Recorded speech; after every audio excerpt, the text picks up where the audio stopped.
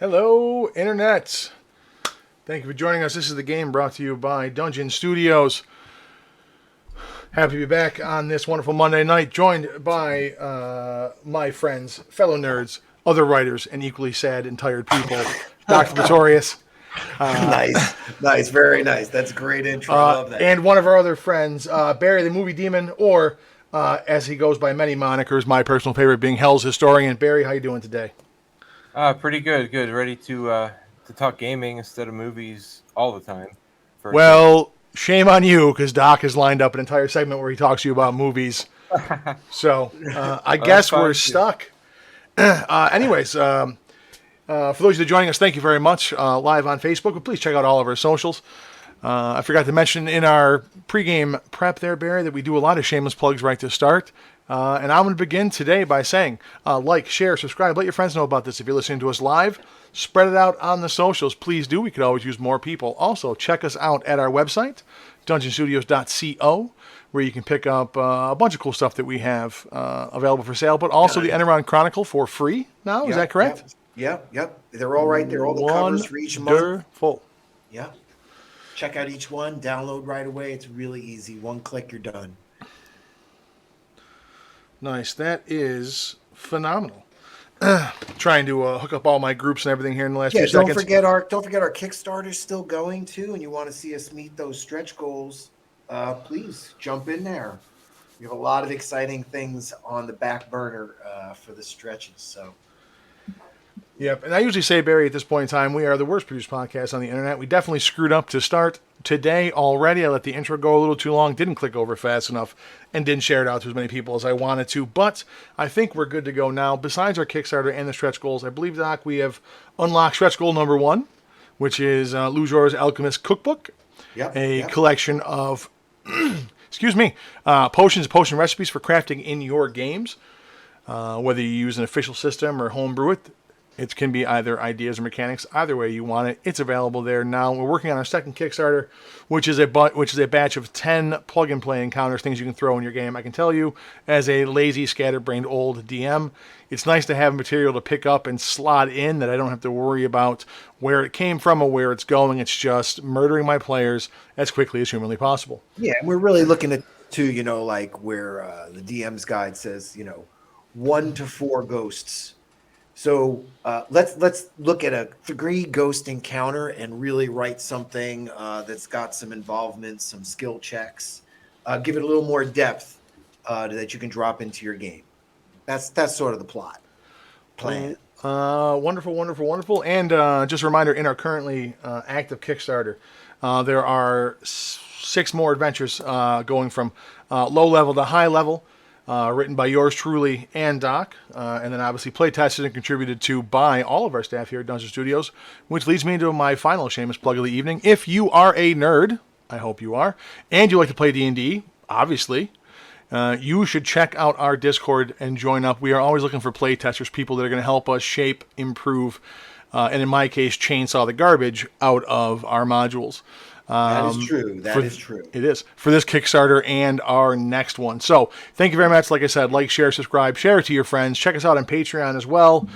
Give us money. We're poor. We need to buy things for the show, like, hosts that can actually talk and equipment that actually works. But let's not get ahead of ourselves too much. Barry, we have you in today. Thank you very much for joining us. I'm going to give you an opportunity, Doc and I have already done this, to share your nerd cred with the 0 people on the internet listening to us right now. So, how'd you start? Where are you at? What do you do? And the floor is yours, sir. How did I start? That was D&D wise? Yeah. You said you want to talk about yourself as a gamer. Yeah. How'd you get into gaming? That was back in, I believe, junior high. A friend of mine who I hadn't seen in a long time moved back to my school and all right, I got Magic the Gathering. I got to stop you. I got to stop you right there. Everybody always says that. When was junior high for you? Oh yeah, that was like 94 maybe. Okay, that's cool. All right, keep going. Now I'm ready to keep going. We played AD&D second edition and probably every other role playing game out by then, except for maybe Shadowrun. I don't think we ever played Shadowrun. I'm setting up a Shadowrun one shot this weekend, in fact. All right. Nice. Have you played Pandemonium? I don't think so. I know I want to play Paranoia one day, but Paranoia. Okay. I think I said the wrong name. I think that's the one I was going to ask. All Yeah, right, that all right. one sounded fun. But he had almost every game that Palladium Games ever made, and we played them all. Okay, And then okay. we made a few of our own. And like I've been DMing games now for a while on Discord. I made the jump to online recently because I resisted it forever.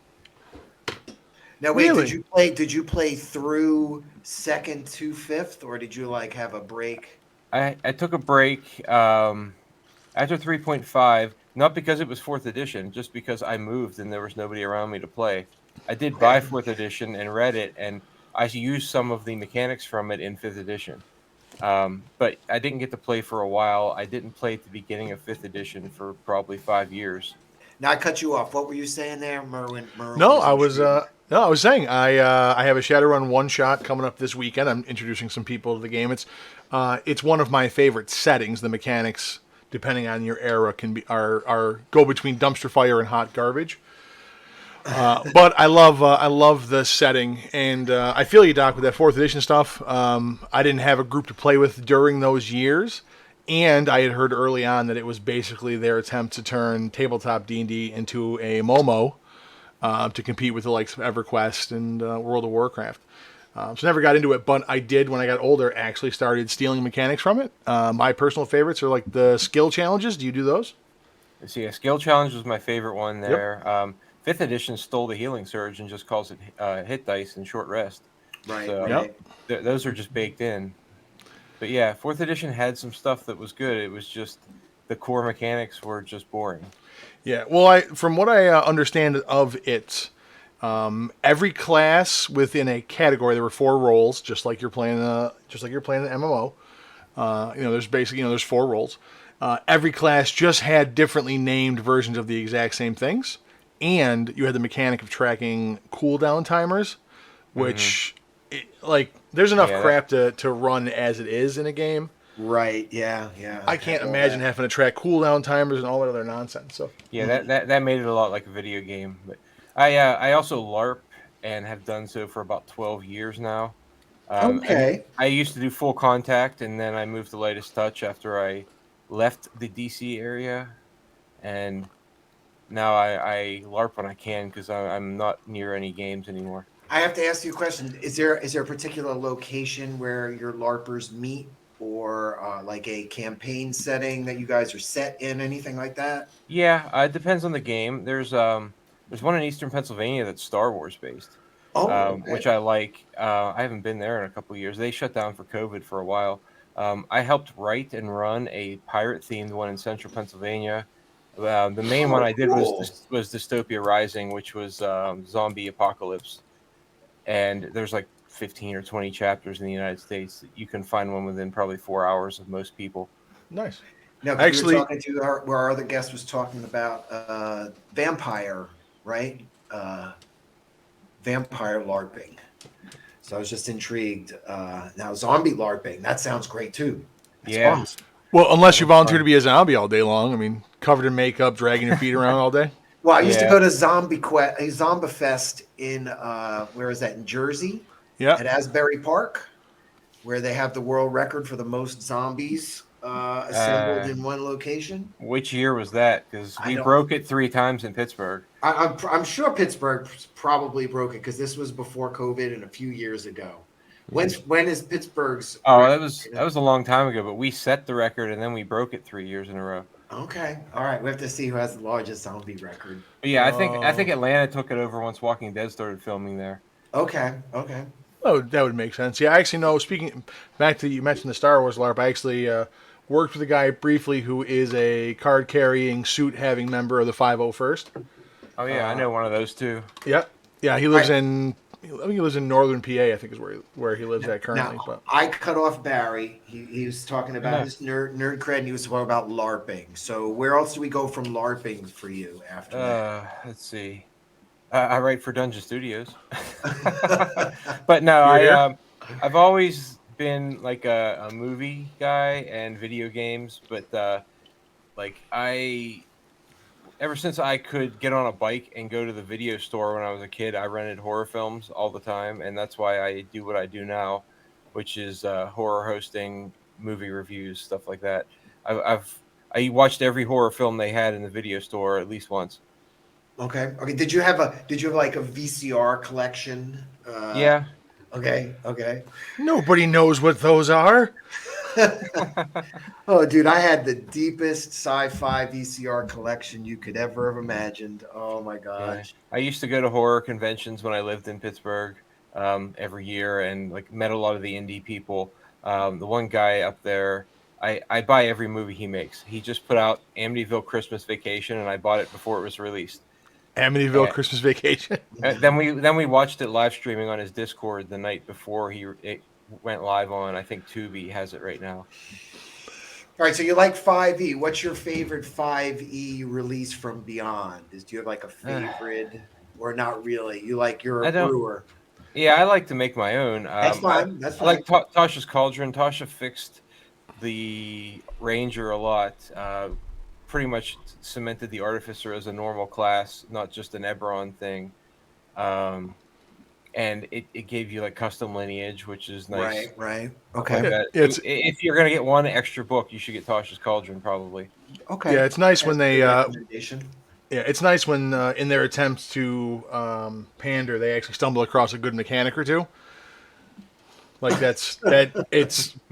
Look, even what do they say? Like even a blind squirrel finds a nut and winner occasionally. Yeah. I mean, That's one of my frequent things, Barry. I'm sure you've heard me bitch about this. Is I have Yeah. a grudge against some of Wizards' decisions for the various reasons. Primarily, and one of the main ones is I don't like the mechanically shallow content, and they make changes that don't positively impact the gameplay. If you're going to spend, like, can we not waste the effort on optics, and can we waste it on actually fixing stuff? Like you said, like the Ranger was a pretty subpar class with a lot of terrible options forever. They can run around getting involved in controversies and, posting on Twitter about how they're sorry about, making content, but they can't fix like a long-standing problem. Or the opposite, clerics are too good in 5th edition. And they don't fix that. And then my long-standing gripe about Dungeons and Dragons, dexterity is too good of a stat, and both gnomes, elves, and dex got to go. So, No, I was just reading that in the playtest. They're talking about lots of cleric changes. It's funny you're mentioning that. yeah, and they tweaked a couple things. Like they made spiritual hammers not going to be a concentration spell, which makes sense because it's a little too good for nothing. Yeah. So.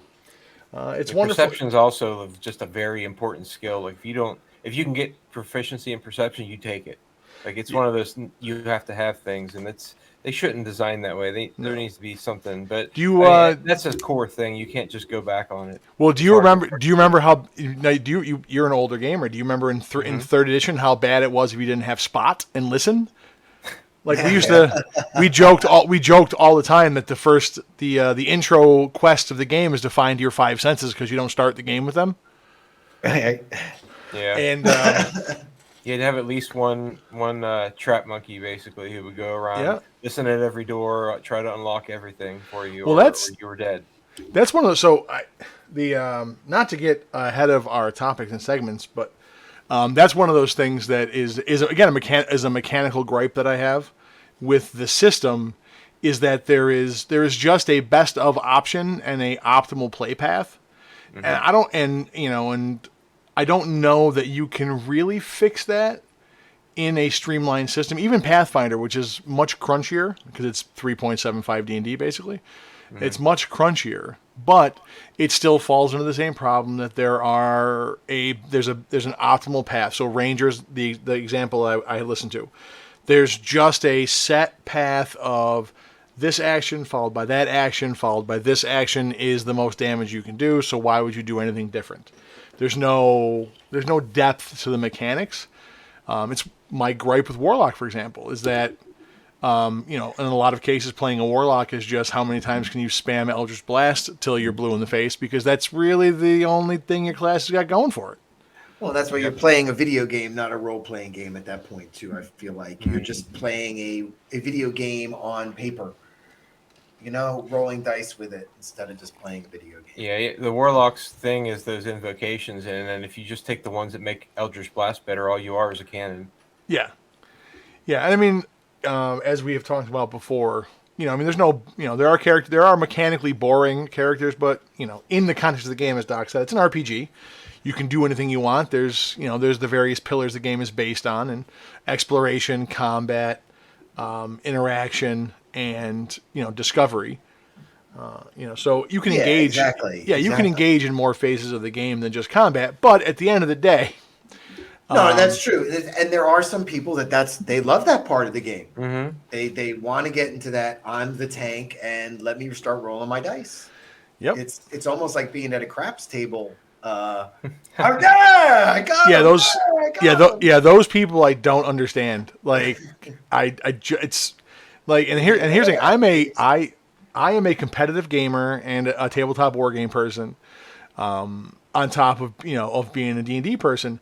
So I enjoy having all phases in my game. I like having tactical combat mixed in with the story and lore and art and RP stuff. And I have players in my current groups, and I have players in my old old home groups and everything that they're just there like to roll dice, and they're so happy to do it. Yeah. And I'm just like, I don't get it. Like there's so much more of the game.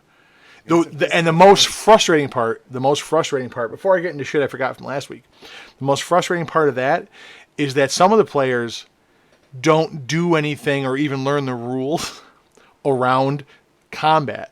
Like they couldn't figure out the 2 hit numbers. 7 years into playing the game, 15 years into playing the game, they're still asking for basic rules. They don't know any advanced combat rules or tactics.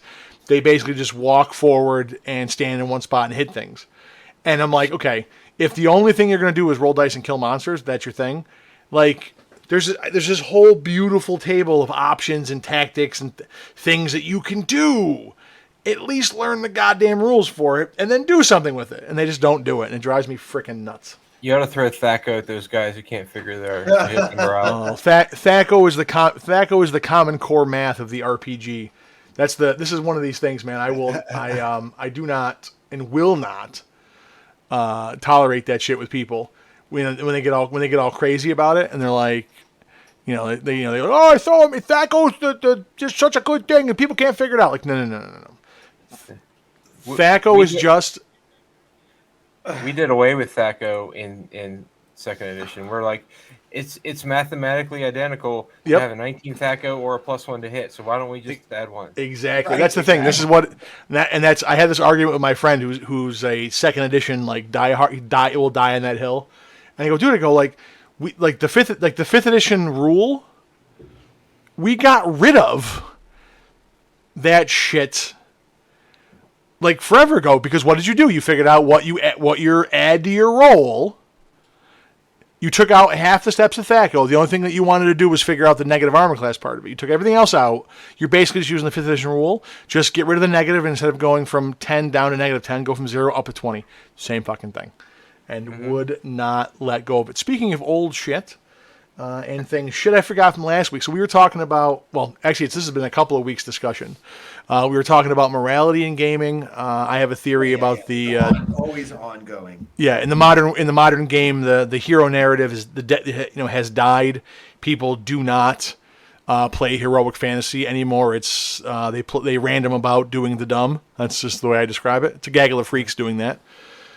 So we talked about that. We talked about different game systems, vampire and whatnot, and we got in last week talking about alignment. I personally believe there's only good players, and I'm not dissing anybody for playing the game the way you play the game. Don't get me wrong, but only really advanced players, people that have really developed as a role player, really have an alignment for a character, because they make choices separate from what they want to do, and they do what the character would do, which has led me to my pantheon of player alignments. Right. We started talking. So the shit I forgot, I'll share one of them with you, Barry, in a second. The shit I forgot from last week was to talk about the actual alignment system. So I don't think the system, even originally, really covered what they wanted it to cover, because it was an idea that was not exactly a hard mechanic. It was like, here's this thing, kind of use it, and I think everybody typically ignored it to their own desire. So let me ask you that question, Barry. Yeah. When you're playing in older systems that had the alignment chart,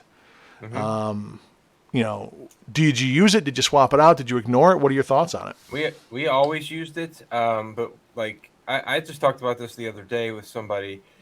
The alignment chart and the 9 alignments are not a prison.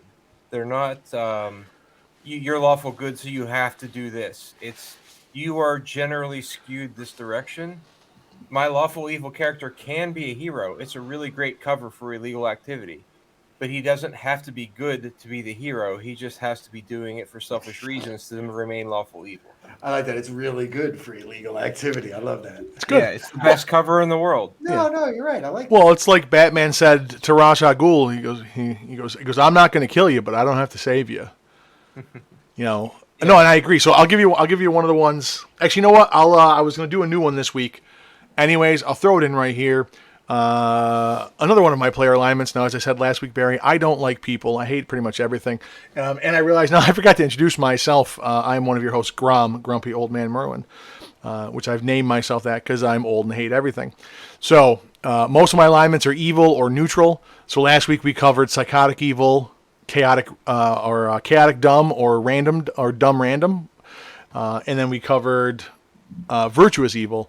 So today I'm going to share deceitful evil. This is a player that, when given information in the game, whether it is relevant to his character, relevant to the overall plot, advancement of the story, or important in any way, shape, or form, or completely irrelevant, will for some reason hoard and hide that information like it's their precious. As soon as you tell them anything, they become Golem. It's like, yes, you see the outline of the hidden door. Okay. Well, do you tell the party who's looking for the hidden door? No. But you're all trying to find the door. I'm not telling them that. It's there. They didn't find it. I did. Wait. Can I ask you a question too? Yeah. Are you doing this one like with sticky notes too in person? So like you're just handing notes back and forth and everyone's waiting? Oh, no. Well, I've had it happen both ways. So Barry, this is another throwback, right? Before we had online gaming or text messages, did you playing games where you passed secret notes around the table between DM and players? Very rarely, but we did occasionally, or Really? we into another room. Okay. Oh, we did that too. But here's the thing: we stopped doing that. We stopped doing that because everybody got really suspicious of the person who did that. Mm-hmm. So I would send notes at random to people, so you never knew what it was. Oh, we're going to talk about that tonight. The breakout room virtually. I'll mention that later in my update. Yeah, I had that one of mine. But anyways, that's another one of my player alignments, deceitfully evil.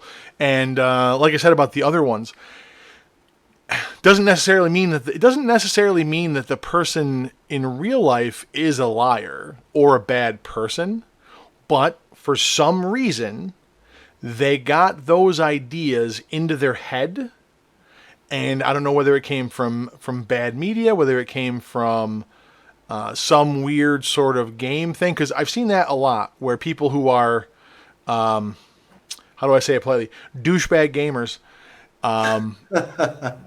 or really like hyper competitive people that can't separate out trying to win at a game from playing a cooperative story building game where you're not competing against the other players to win.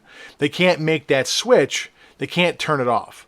I'll give you my, I have another one I'll share. I got to save it for next week. But that's Deceitful Evil. I had that happen in the campaign where the player found something that was crucial to the advancement of the plot and put everybody else at risk and just didn't tell them. And to what you're saying, Doc, we were playing online at the time. Wasn't using Discord, so I didn't have the option to go into a secret room to tell somebody something.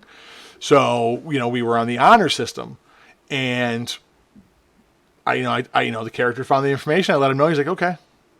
And the rest of the party's like, all right, yeah, when you get back, do you tell it to us? He goes, no. I'm like, okay. Wow. And I'm like, I'm just waiting. I'm like, what's the reason? What's the gain? And I never got an answer on it, and the game fell apart shortly thereafter. So. Right. But that's what I forgot to talk about, the alignment system. Barry, you made one of the points that I had here in my notes to make. It shouldn't be a prison. Obviously, people have bad days. it is what it is. I think also people have played in games where the DM treated it that way, and that's why they think it has to be that way. I just don't think, like, we never made it like you're good, you can't do that. It's like the DM would watch, because if you consistently do evil things, there used to be penalties for alignment shift. Yep. So we would watch it, but we didn't watch it like that closely to where, ha, you're good, you can't pick up that gold piece off the ground, something like that. Yeah, we Well, had. I think some of the mechanics of it have changed too. Like, if you had the hand of Vecna back in the 1E days, you became an NPC.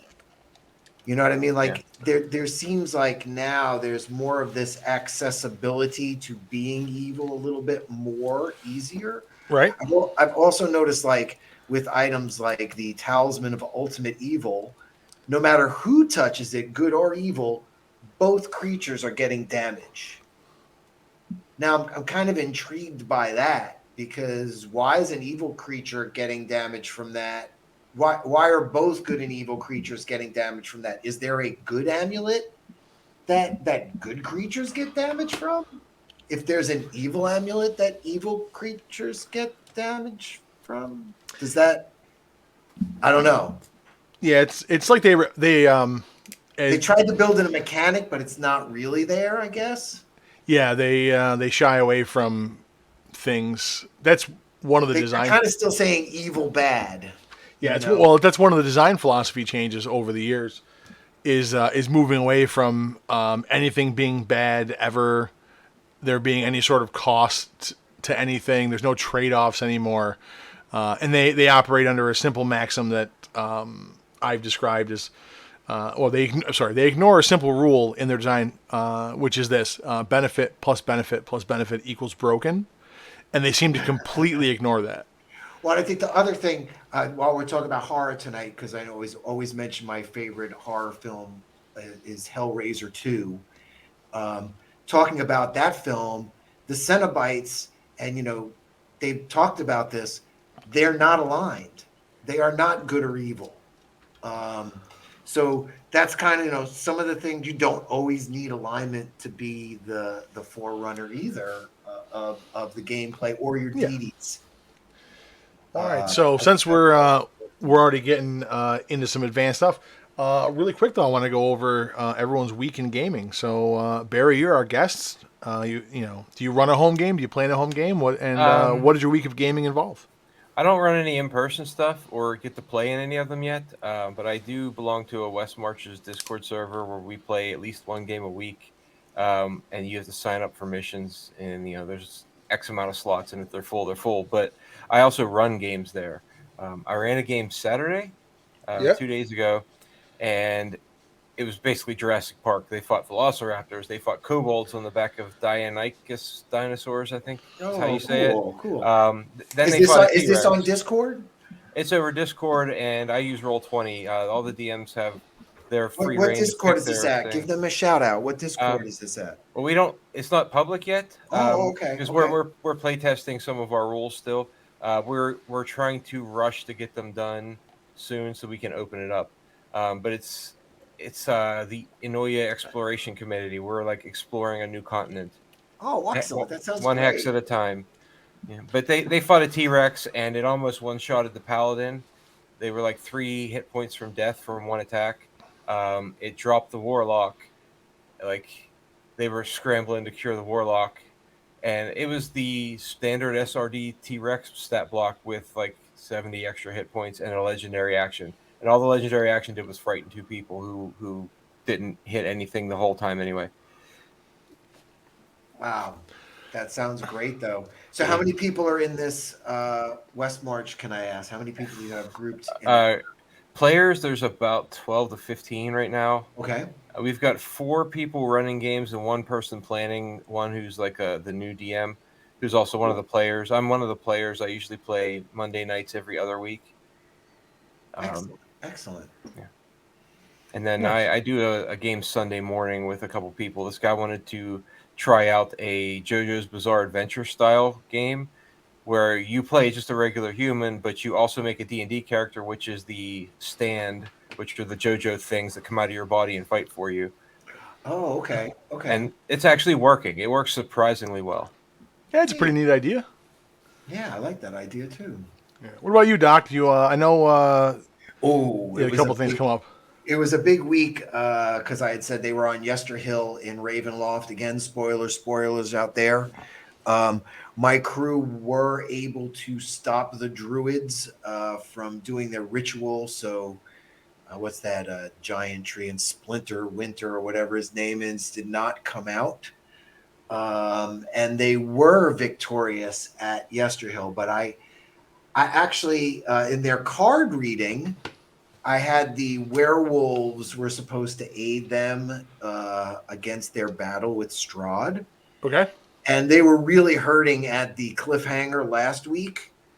So I had the werewolves come in and bail them out of their first combat that was really holding them up from climbing up the hill to get to the druids in the first place.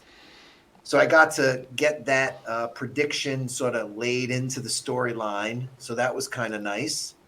Um, and then they were successful on the top of the hill on their own. And I was trying, and then all the trees, the enchanted trees, all were coming at them. But they had the I forget what the name of it is, the Phalias staff or something. They broke, and they destroyed all the trees, and they're really high level. Mm-hmm. But what's cool is they are headed to the castle next. And I'm very, very excited because they've pretty much finished all the other locations. Our story as a whole is coming together, and they're headed into Castle Ravenloft, and I can't wait. Wonderful. Hey, let me stop you there before you go on to the rest of your week. You brought something up in the beginning of that description about getting them up the hill. And Barry, I got to ask, you're a horror guy. You like horror movies. People die in horror movies. Is what makes them so awesome. So let me ask you, when you're running the game, do you strive to keep them alive or do you let them die? I try to keep them alive as much as I can, but I usually plan difficult combats. Mm-hmm. Like even a pack of velociraptors against like a 5th level character, they all have pack tactics. They all get advantage, and they all get a pounce attack if they move 20 feet, which they move pretty far. Um, so they're dangerous, and I try to keep the danger level up so that they at least know that there's a threat. Oh, and then I just wanted to give a shout out to another Discord out there, No Fun Allowed. They do a YouTube channel actually with module guides, and man, they lay out everything from beyond word for word for word. So I wanted to give them a shout out because I'm kind of prepping up the castle with them, listening to them, and the host is just great. I love their stuff. So, and then my Chronic Explorers did not meet this week because we meet every other week, and I said they're in their big troglodyte cliffhanger, so I'm excited to get back to that game as well. Nice. How about you, Merwin? Where were you? Well, I made a couple of DM sins this week. I'm going to admit to in confession here. Really quick though, I hear the producer in my ear about stream quality, but what you might have been. Do you guys hear the feedback now? No. Okay. Nope, I had sounded turned. good, I had turned up the stream, the live stream, which is a few seconds behind it, so I could hear it because it's. He thought Okay, it had that's what it dropped. was. That's what it was. So I still see everything. I think we're still on the internet. Everything's going good as far as I can tell. Josh can yell in my ear if there's some other problem, and we'll get that sorted out. But yeah, so I held my weekly session. They find themselves in the city of Chevlor, in my homebrew world, having saved a couple of new friends from a devious abandoned temple and saved them from an abandoned temple and some devious traps and whatnot. They get back and there's an offer of patronage from one of the city's wealthy elites. So they had dinner, and the newest member of our group, who is a newer player and somebody who we haven't worked a lot of backstory stuff up for, gets to dinner. There are conversations being had, and then the existing party, who is just neck deep in a bunch of different threads, start like discussing their conspiracy theories, which is my favorite part of the game to listen to. Right. So they started doing that, going back and forth and everything. And I'm just, I'm okay, and I'm chiming in, they're talking, they're asking questions, and I completely just blanked on the fact that the one player at the table doesn't know any of what's going on. He's only been here for like an arc and a half, so he saved the strangers from the temple. That he did, but the theories they have about that are all connected to prior stuff in the game. And I was so into the back and forth conversations and everything, I completely just blanked on the fact that he had no idea what was going on for a lot of it. And B, I hadn't talked to him in like several minutes, and I'm like, son of a bitch! I'm like, I feel so bad. And he's a super nice guy. He's a quiet dude. So we're slowly tearing off his outer shell and exposing his creamy nougaty insides. Got to tenderize him before we sacrifice him. But we're working on that, right? And I blanked on it. I felt terrible.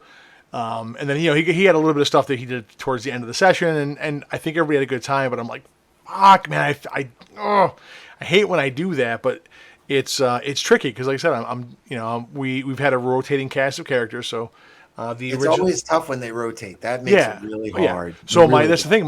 The original 6 people in the game, only 2 of them are left, and then 2 of them, the other 3 that are regulars joined in staggered increments.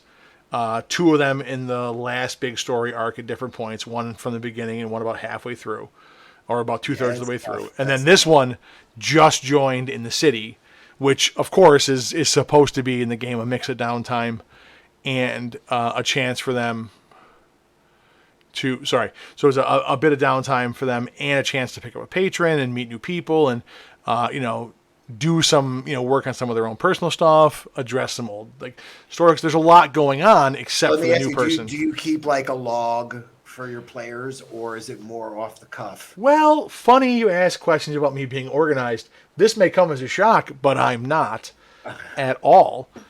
But no, so here's what I do have. So I have, and actually this is an interesting thing we can to talk about. I always like to ask people. Barry too, because he does. Yeah, exactly. Here's my process. So and Barry, I'm waiting to hear what yours is. So I have a journal notebook thing I keep with me. And when I have a free minute, I'll sit down, I'll throw shit in there. When I'm thinking about stuff, I'll throw it in there. And then I get home and then I try, and life's a bitch, but I try to sit down and convert that into my actual notes on the computer so I can read it because my handwriting sucks. But then I have it there. It's easier to search and everything like that. And then I try to put those notes together for game sessions, along with at least an outline of what's going to happen. Right. But I have this nasty habit of throwing I'm like, oh, I got an idea. So I'll give you an example. So I'm like, all right, I'm a big simulationist kind of person, so I like to have logic in the game for how shit happens. So I'm like, all right, well, I need to figure out how messages get sent across the city and how do we handle money. So I'm like, okay, I got it. So there's 2 different gods. There's Bidetois and Ordmael, god of messengers and the god of wealth. They have other roles too, but those are the primary ones. So I'm like, okay, cool. So there'd be I know what there would be, but there'd be little shrines all over the city for the messenger god. People can show up there and have a message sent by, some page of the temple goes running across the city to deliver a message, or they can have things written for them and whatnot. I'm like, that's cool. And then with Ordmael, the god of wealth, it's essentially a proto bank. They have vaults, you can store things there, but they provide what they provide is essentially a little some paper, a little Right. So do you keep notes with this? Come on, long story short. Come on. Oh, so I get talking. Shut up. That's what we do. I know. That's why I'm here. Sorry. So I have notes all over the goddamn place. These things come up. I have a very lore heavy game, and I do not have them in a condensed form that can be referenced. I'm actually working on that the last couple of days because it's gotten to the point where there's shit they can't find. Your story is basically you don't keep notes and you just don't want to say it out loud. Okay, Barry, what about you, bud? What do you do? Our West Merchants game where I run games, we've got every hex that's been explored and then some information about it in a spreadsheet in Google Drive. And all of our rules docs are in Google Drive. When I do my adventure prep, I do every other week, usually Saturdays. So I like to do one exploration mission, and then the next mission is something else. Right. Like I did explore hex blah blah blah, and they did, and then the next mission was the supply lines are down, no food can come in. Get on a boat with this captain and find out why. Now, are those accessible for players and DMs or just DMs? Yeah, well, like my notes, I just have in home brewery. Actually, I keep mine in Okay. home brewery because I like the way it looks, and it's easy for me to look at it and read it. It's not just white with black text on it. All right. And But then go ahead. and the tables are nice. I make my random encounter tables in there and everything, so they look like they came out of a book. But anybody could look at them because I can share the links. They just have never really asked. It's interesting now. Like mine, I kind of keep things in files, so everything of interest is in that file. Like I ran Yesterhill, so everything for Yesterhill is in the file. And then I can go back to Valaki and pull out a non-player character that showed up at Yesterhill, and I'll pull that character over. So I guess I use computer file system as my notes. Okay, you're organized enough. No, but I was gonna say it's not really organization because I'm gonna be honest. I'm just giving you shit. No, that's okay. Because it's like you said, I wanted to say something you brought up. You said about coming up with ideas and then you like to skirt off, right? Yep. I have a ton of stuff in that file that are just visual pictures for clues that I may go in a direction. I may end up not going in that direction at all. So those things are in there. And then what I always do, and I've talked to you about this, Merwin, before, is you've seen my collage pulps. Yep. Whenever the adventure ends, I try to put a pulp together, or when it's beginning, I put in the main things in that pulp. And that always keys my memory into what happened during the adventure. But I leave a lot of it up to the players. And I'm kind of a sinner when it comes to that, Merwin. I'll come right back and say, hey, I don't know. Did you guys find that gem? And I have no clue.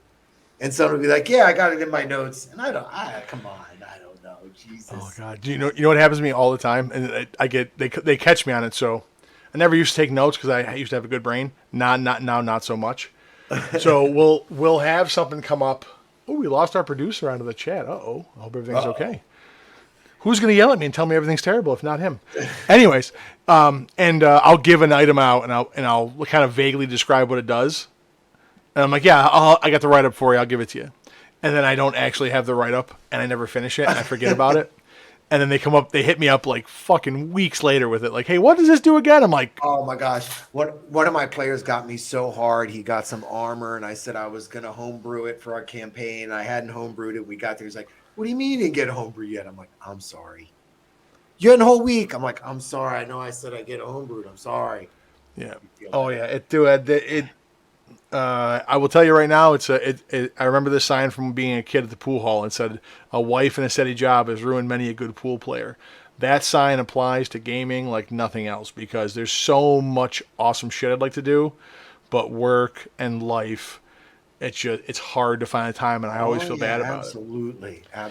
Well, speaking of feeling bad, really quick, I'd like to point out that we feel bad when you don't give us your money. So please check us out on our socials. Check out our Patreon for Dungeon Studios. Check us out at dungeonstudios.co. And if you haven't already, please check out and back our latest Kickstarter, Enron Adventures Volume 2.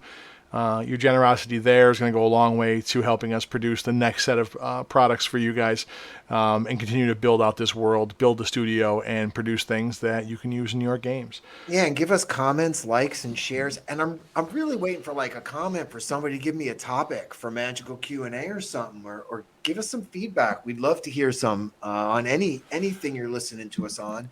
I think it's awesome that people are checking us out. It's great. Thank you. Yeah, Doc would love to hear from you. I personally could care less because I don't like people. So you guys stay quiet. So I will answer you. He will not care I'm not going to. I'm kidding. I would 100% care and interact with people because I like things.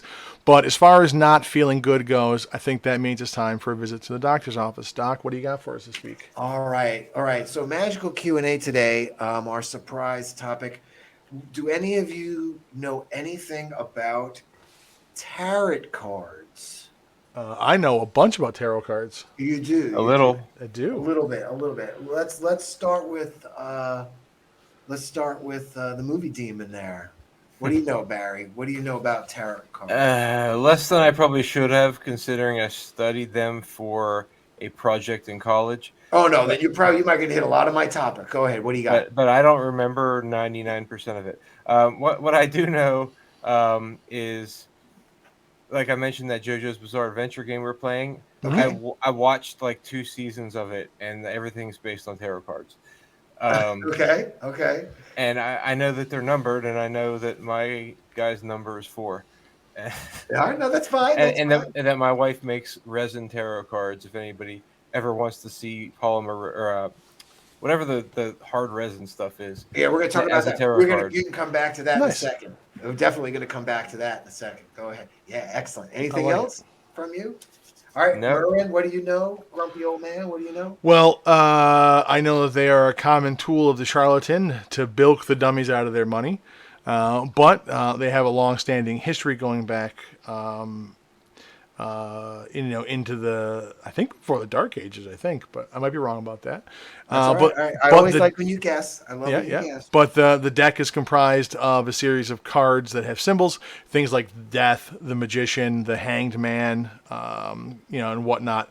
And depending on the order the cards come up, where they're placed in the reading, because there's a bunch of different ways you can do it. You build a little house, you do a 3-card reading, whatever.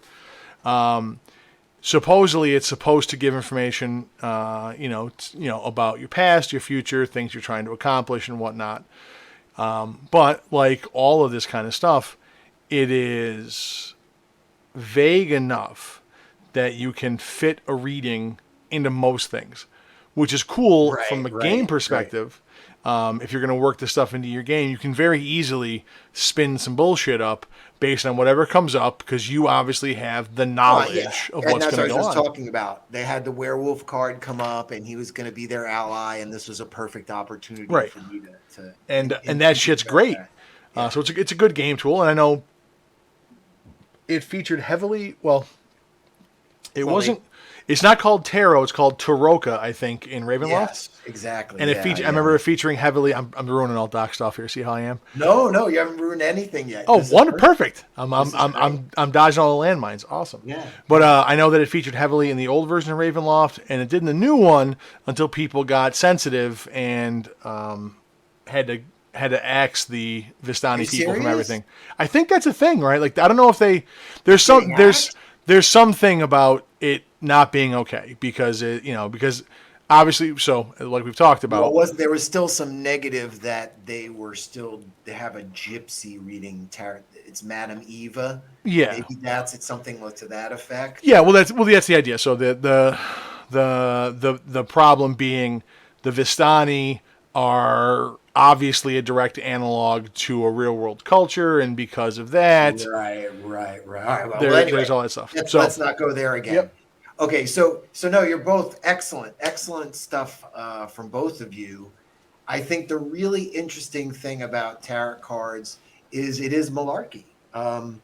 They were originally in Italy, the 1400s, and they were for playing a game. It was basically like war. Your card beats my card kind of thing. And then it even became, I might be wrong here, it became more like a Yu-Gi-Oh! Magic, whose card beats whose. And they started special illustrated cards called Triumphes or Trumps. And that's where these cards came in. You mentioned like Death. What were some other ones you shouted out there, Merwin? Magician, I think he said. Yeah. Emperor. So it's interesting because those cards, they started getting featured even back then, where the people who are making the decks would feature new special trump cards if they were for a special royalty or a member of royalty family. It was neat. Now, the other thing was cards are broken. And Barry, I don't know if you're familiar with this. they called major arcana and minor arcana. Did you Yep. know that? So Yeah. that's kind of cool. So the suits, excuse me, the face cards are called major arcana and minor arcana, which I thought is really cool. They really started getting adopted for fortune telling in the 1780s in France.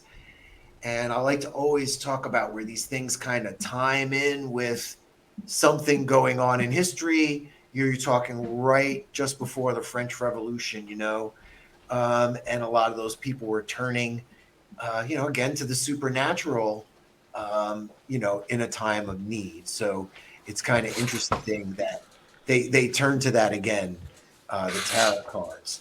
Now, the designs, which is really cool in the 1400s, very Renaissance type presentation. And then they start like moving forward. And you remember we were talking about the letters from that guy who read the divinator who used the crystal balls last week. Oh, we're back to the balls, huh? Yeah, we're back to the balls. His letters were also used, and we get to Aleister Crowley. Okay, now Aleister Crowley actually produced his own tarot deck, feeling it was so important and so powerful.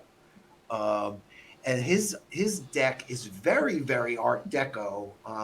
You can see some of the major arcana if you just jot out there on Google. I don't know if you can find a whole set of his cards, but it's kind of interesting.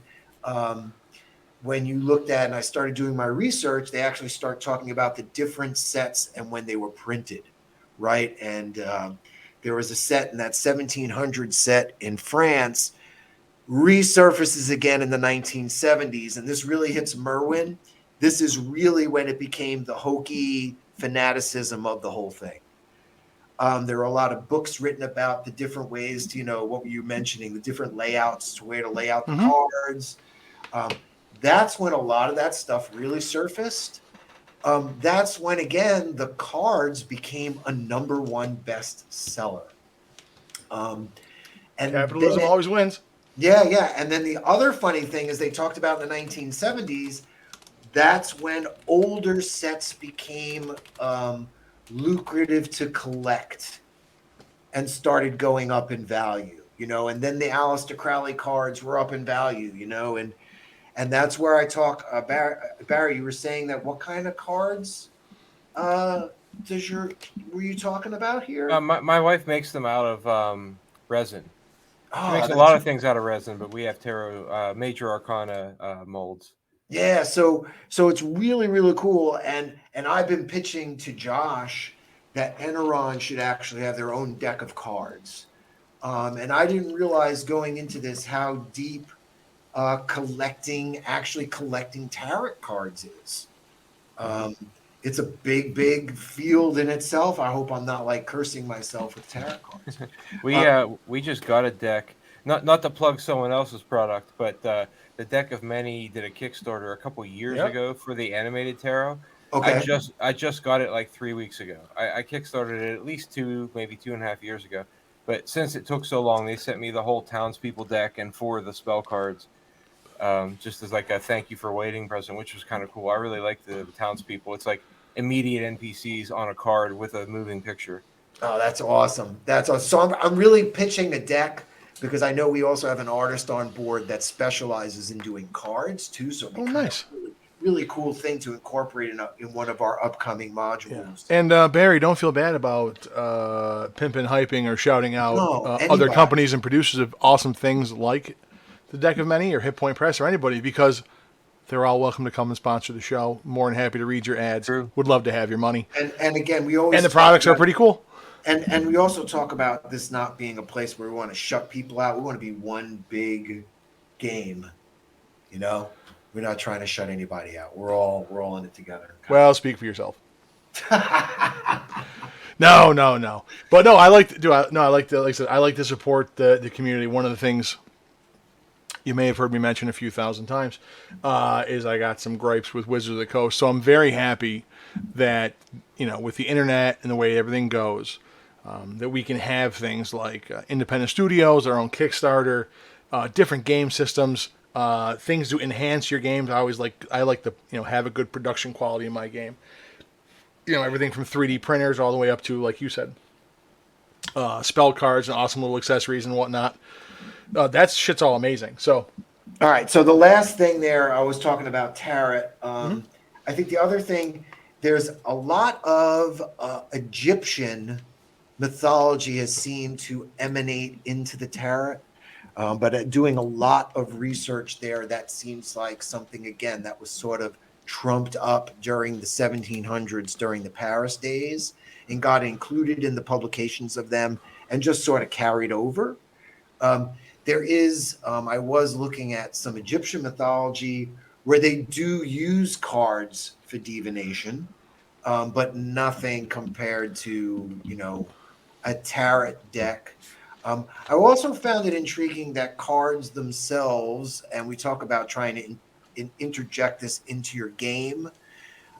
There are 52 cards, and there are 52 weeks in a year. I always wondered if there was some kind of year overlap with annual calendars and seasons and equinoxes that went along with trump cards. To use your cards as a time counting device in a campaign would be kind of cool. Instead of clocks, people count cards. I know the one of the DMs in that West Marches game, he uses Uno cards to determine if random encounters happen. I'm not sure what his method is, but I know he deals Uno cards off until he either hits a specific card or doesn't. Or I really like that. Yeah.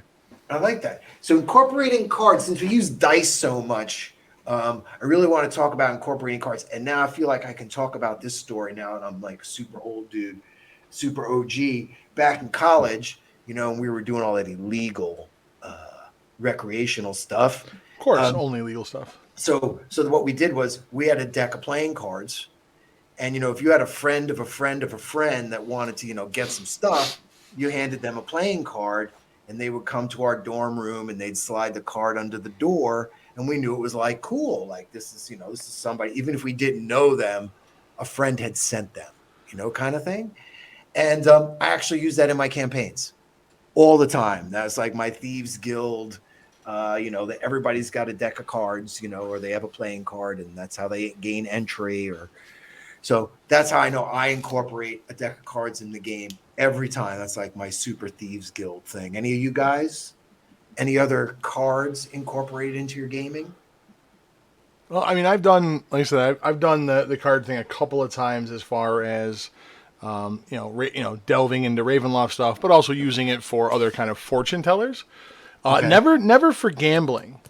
I don't know. It just doesn't fit for me. Now, if we're doing something like Weird West or Undead Wood, that kind of stuff, Cthulhu Western, 100% would that'd be in there. But Travis, any cards? Not really. I know a long time ago we played like the D6 Star Wars game, and I know we played Sabacc, and I don't remember how we did it, but I think there was a deck of cards involved. We just made a Sabacc game out of a regular deck of cards. Now, I noticed in 5e they have 3 Dragon Ante as something you can buy in the equipment guide. Yeah. Is that actually out? Like, has somebody made a 3 Dragon? I believe 3 Dragon Ante is just 3 card Monty. So you can do it with any cards. That's what I'm saying. That would be kind of cool to have your own 3 Dragon Ante set. Yes, let's encourage kids to learn how to hustle cards on the street corners. Come on, man. Come on. RPGs already have a bad enough rap. I do know at some of the LARPs I've gone to, we've just played poker and blackjack, but like that's just because those cards would exist in a zombie apocalypse. We'd still be able to find decks of cards or recreate them, so we have gambling occasionally. Well, anyway, if we make a tarot deck, they're very collectible. I just want to put that out there. And any kinds of playing cards or cards. And I wonder, did that cross over into Magic and Pokemon? Is that why they're so popular? Cards seem to be a very popular thing, right? I mean, well, I was not incorporated in either of those 2 types of games. So I'll tell you this. I was a semi-competitive Magic player I paid for my trips to Gen Con and about 8 trips to cash Magic tournaments just by trading and selling cards to cover my Okay. expenses. So the secondary market is an appeal. And if I can take a moment to shit on Wizards of the Coast, which I love to do, the local game store is, the mecca for nerds. And when comic books faltered, Magic kind of stepped in there for a lot of them and raised them up. So it's a shame what's going on. And the secondary market is one of the reasons why those games financially are so valuable, because people want to have the cards for gaming purposes initially, which created the secondary market. And then as cards became older and more rare, you couldn't get them. Then you created the collectors. The creator of the game, Richard Garfield, his vision for the game was that every area would get a small batch of cards that would be your local supply. Right. And then players would trade with each other and build decks. And then they would travel to other stores and locations to play, kind of like Pokemon trainers going to different gyms. Well, you see, and this is what I'm saying is, I think that was the origin of the game of tarot cards in Italy. That was the game. You traveled around and you played with your cards and you collected cards, and there were different trump cards in different towns.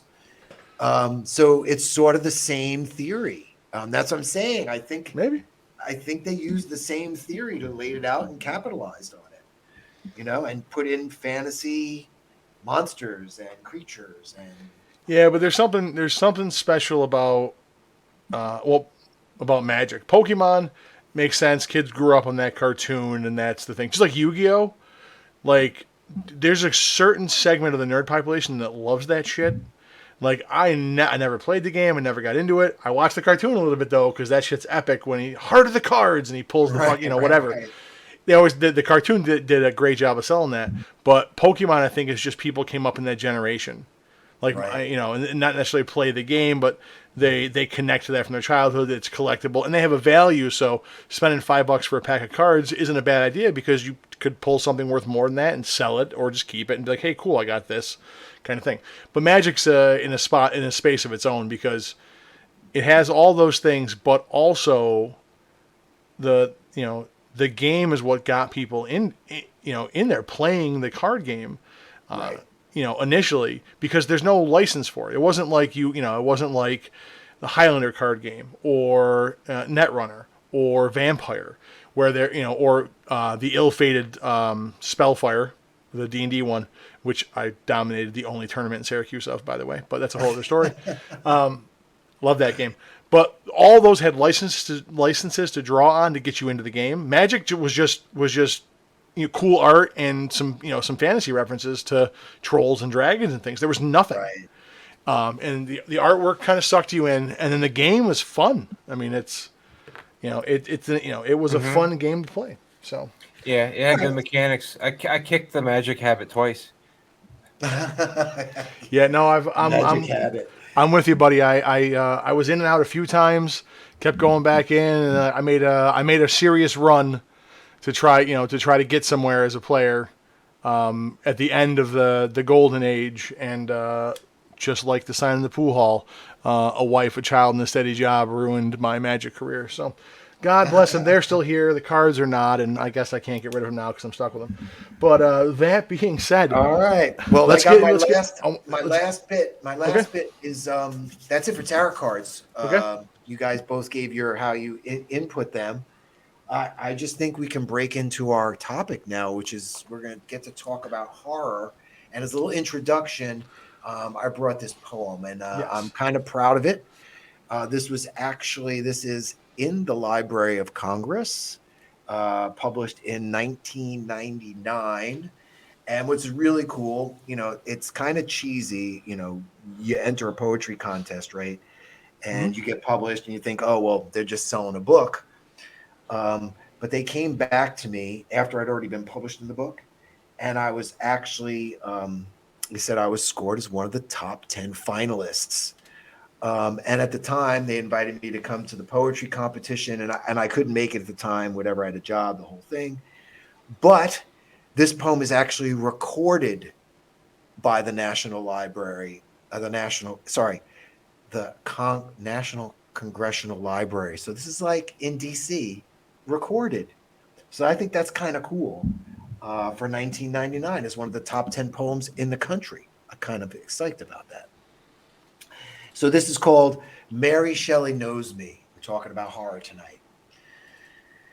Mary Shelley knows me, seen my muscles quake, my thoughts beginning, the power of men and their creations, the occult, the unspoken, the myths, all the nonsense of good and evil. The answer is clear. Mary Shelley knows me, feels my breath for the first time, stalk the countryside, but only from their eyes. Difference makes all the consequence, and perhaps I have risen from the grave, put together in jumbled pieces, or was it me that put them together in the first place? Mary Shelley knows me. That's easy to see. We observe, we create, we reevaluate. We put it all down for people to read, as weird and as different as it seems. But people who see it think, Mary Shelley knows me.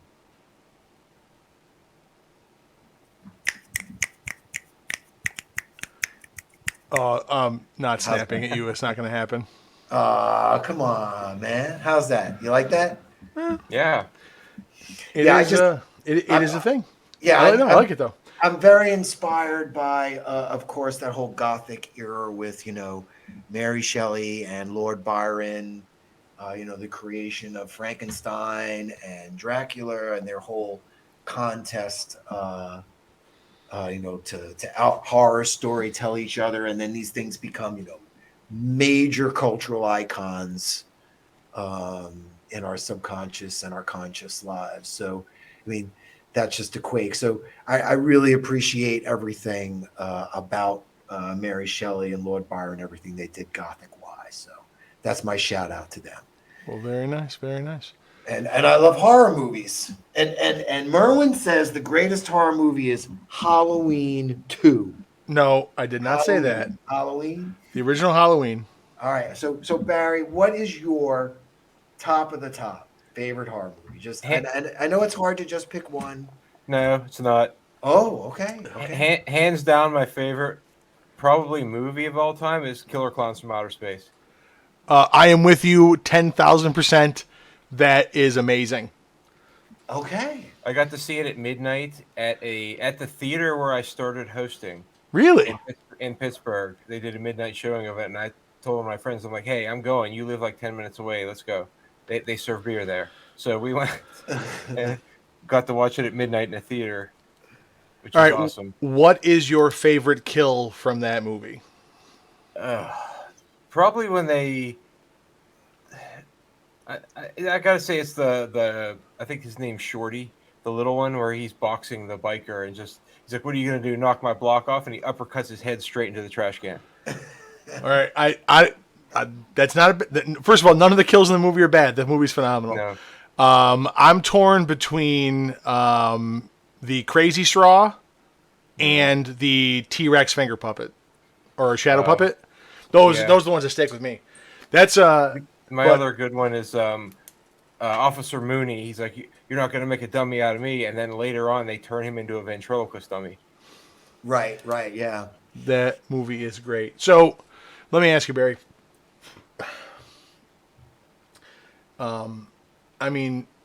Was there a thing that got you into horror specifically, or did it just you were exposed to it and you loved it? Do you have? Because I have a horror story in my youth that put me off of horror movies for a while. Yeah. But I came to love them eventually. So is there a specific thing? I don't really remember. I remember when I was really young, my parents had rented, and they don't even like horror movies. I don't know why they rented this, but the first Friday the 13th movie. And I only saw Jason pop out of the water at the end, and then I would not go in the swimming pool. Let me tell you something. I'm with you. scene. That was a big water cooler scene at the time when it came out too. Oh, let me tell you something. I watched fucking Jaws as a kid, and for years afterwards, I would get freaked out going in the swimming pool because just in case there was a shark. And we had around us a Sylvan Beach in New York, and you can't see in the water. And man, I had like the amount of fun I had there before that movie and after, wildly different. See, I say, I used to swim in Florida before the movie Jaws, and we would swim and alligator, everybody get out, and really be in fear, being eaten by something. So I don't know if Jaws had that much of an impact on me when I was like really in fear of being eaten by creatures in the Dude, water. let me tell you something. I'm going to tell you one of the most horrifying things somebody casually told me is a story about Florida. Fuck. Everyone's like, I watch movies differently than most people, and I feel things like when I watch even like the stupid reels, which are addictive. Like when I see like people like jump in like a frozen lake, I feel them hitting the ice, like it goes through my body. But I work with a guy from Florida, and he just casually told me the story that he used to live on the Gulf Coast, and there's a section they would go swimming where at low tide there's a sandbar like 100 yards away from the beach you could swim out to and then run around in the sandbar.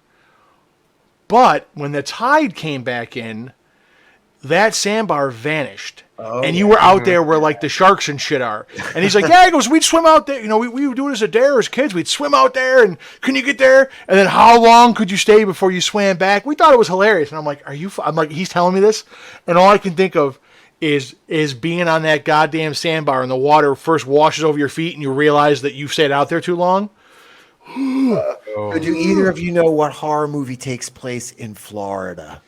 Well, first of all, the news from Florida is just a perpetual horror story. Oh, that we know that. They need a Florida Man movie.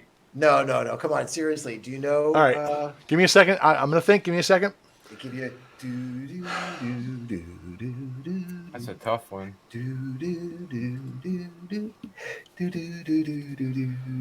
Horror movie in Florida. I know you're gonna say it, and I'm gonna fucking be like, God damn it, I knew that.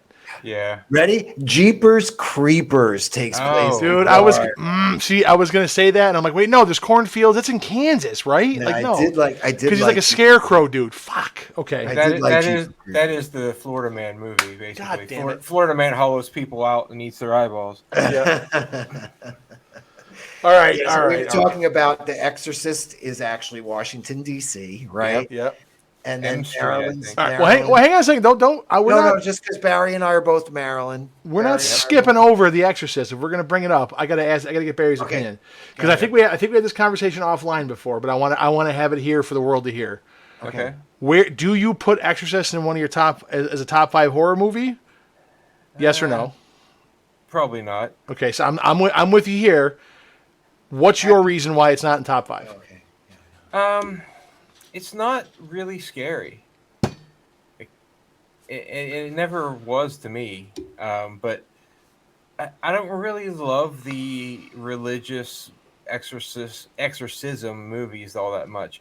I think they're interesting to watch sometimes, but they're really not my thing. What about The Exorcism of Emily Rose? I'd put that in that's pretty much close to my top 5. That was cool. I liked that. That was a much better exorcism movie than The Exorcist, in my opinion. Now, have you seen Exorcist 3?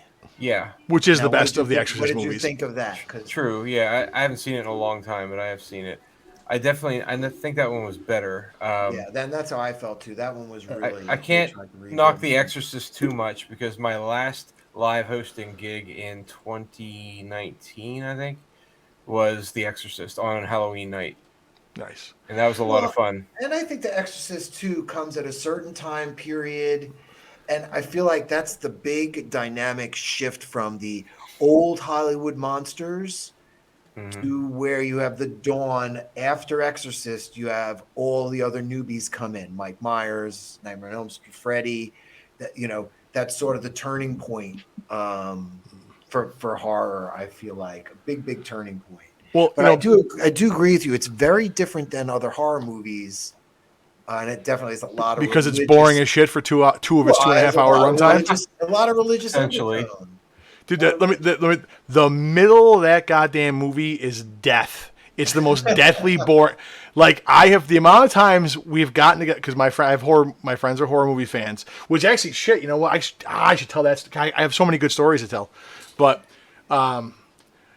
we get together to watch that, and they fucking love it. And I'm sleeping from like 8 minutes in until probably the last 30. When Father Damien shows up, the movie gets good again. Okay. It's because it's fucking nothing. There's nothing relevant going on for like an hour and a half. Which, in fairness, I'm a huge Star Wars fan, and I had the same problem with the start of the original Star Wars, is that it starts off strong, and then there's like 45 minutes of whiny Luke and his goddamn aunt and uncle who I could give a shit about. When they got killed, I'm like, good, I'm done hearing them talk. Next time they want to watch The Exorcist, just watch it like my show, where you just constantly make fun of it the entire time. Yeah. Well, we do that. Here's the thing: we do that too. We have this ritual where we get together, and I hope everyone has friends like this, where we get together for a horror movie. Now, if it's a classic, which when we all lived in Syracuse together, we'd get together for Halloween every year, and we had established rules. So everybody gets, between 1 and 3 pauses where they're going to point something out, and then we would stop and we'd say shit about the movie at that point. We'd all yell at each other. It'd be fucking great, and then we'd keep playing the movie.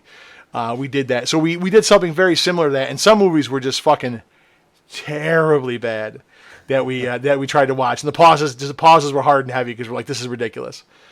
So we do some of that stuff. And I agree. Now let me ask you, most important question after The Exorcist is, do you think the the Blair Witch Project was a good horror movie? It was to me at the time because I didn't. Excuse me. I'd watched the apparently mockumentary on the Sci-Fi Channel, which I did not know was fake. Yep. And then I went to see the movie, and I just assumed the entire thing was real. Yeah, they had the best. Like, I will give them this. Right. They have the best marketing ever. Right, ever. and that's what really made that movie such a success, was how the marketing rolled it out. And Doc, where's that movie on the map? That's Maryland, baby. Is it Maryland? Is it Maryland? Yeah, that's Maryland. Okay. Blair, Maryland is like, where is that exactly? It's not really the town of Blair. It's got another name, but Yeah, I don't know. I couldn't tell you. Yeah, we have a bunch. Go ahead. Some of my friends know it. I haven't lived here long enough to know it. Well, I mean, I think every town has their legends and horror stories and all that kind of stuff, and the places you don't go and all that kind of shit. Yeah. Well, there's different ones too, between like the cult ones and the Hollywood ones. Because where we have the Goat Man. In Maryland, which is really big in PG County. The Goat Man.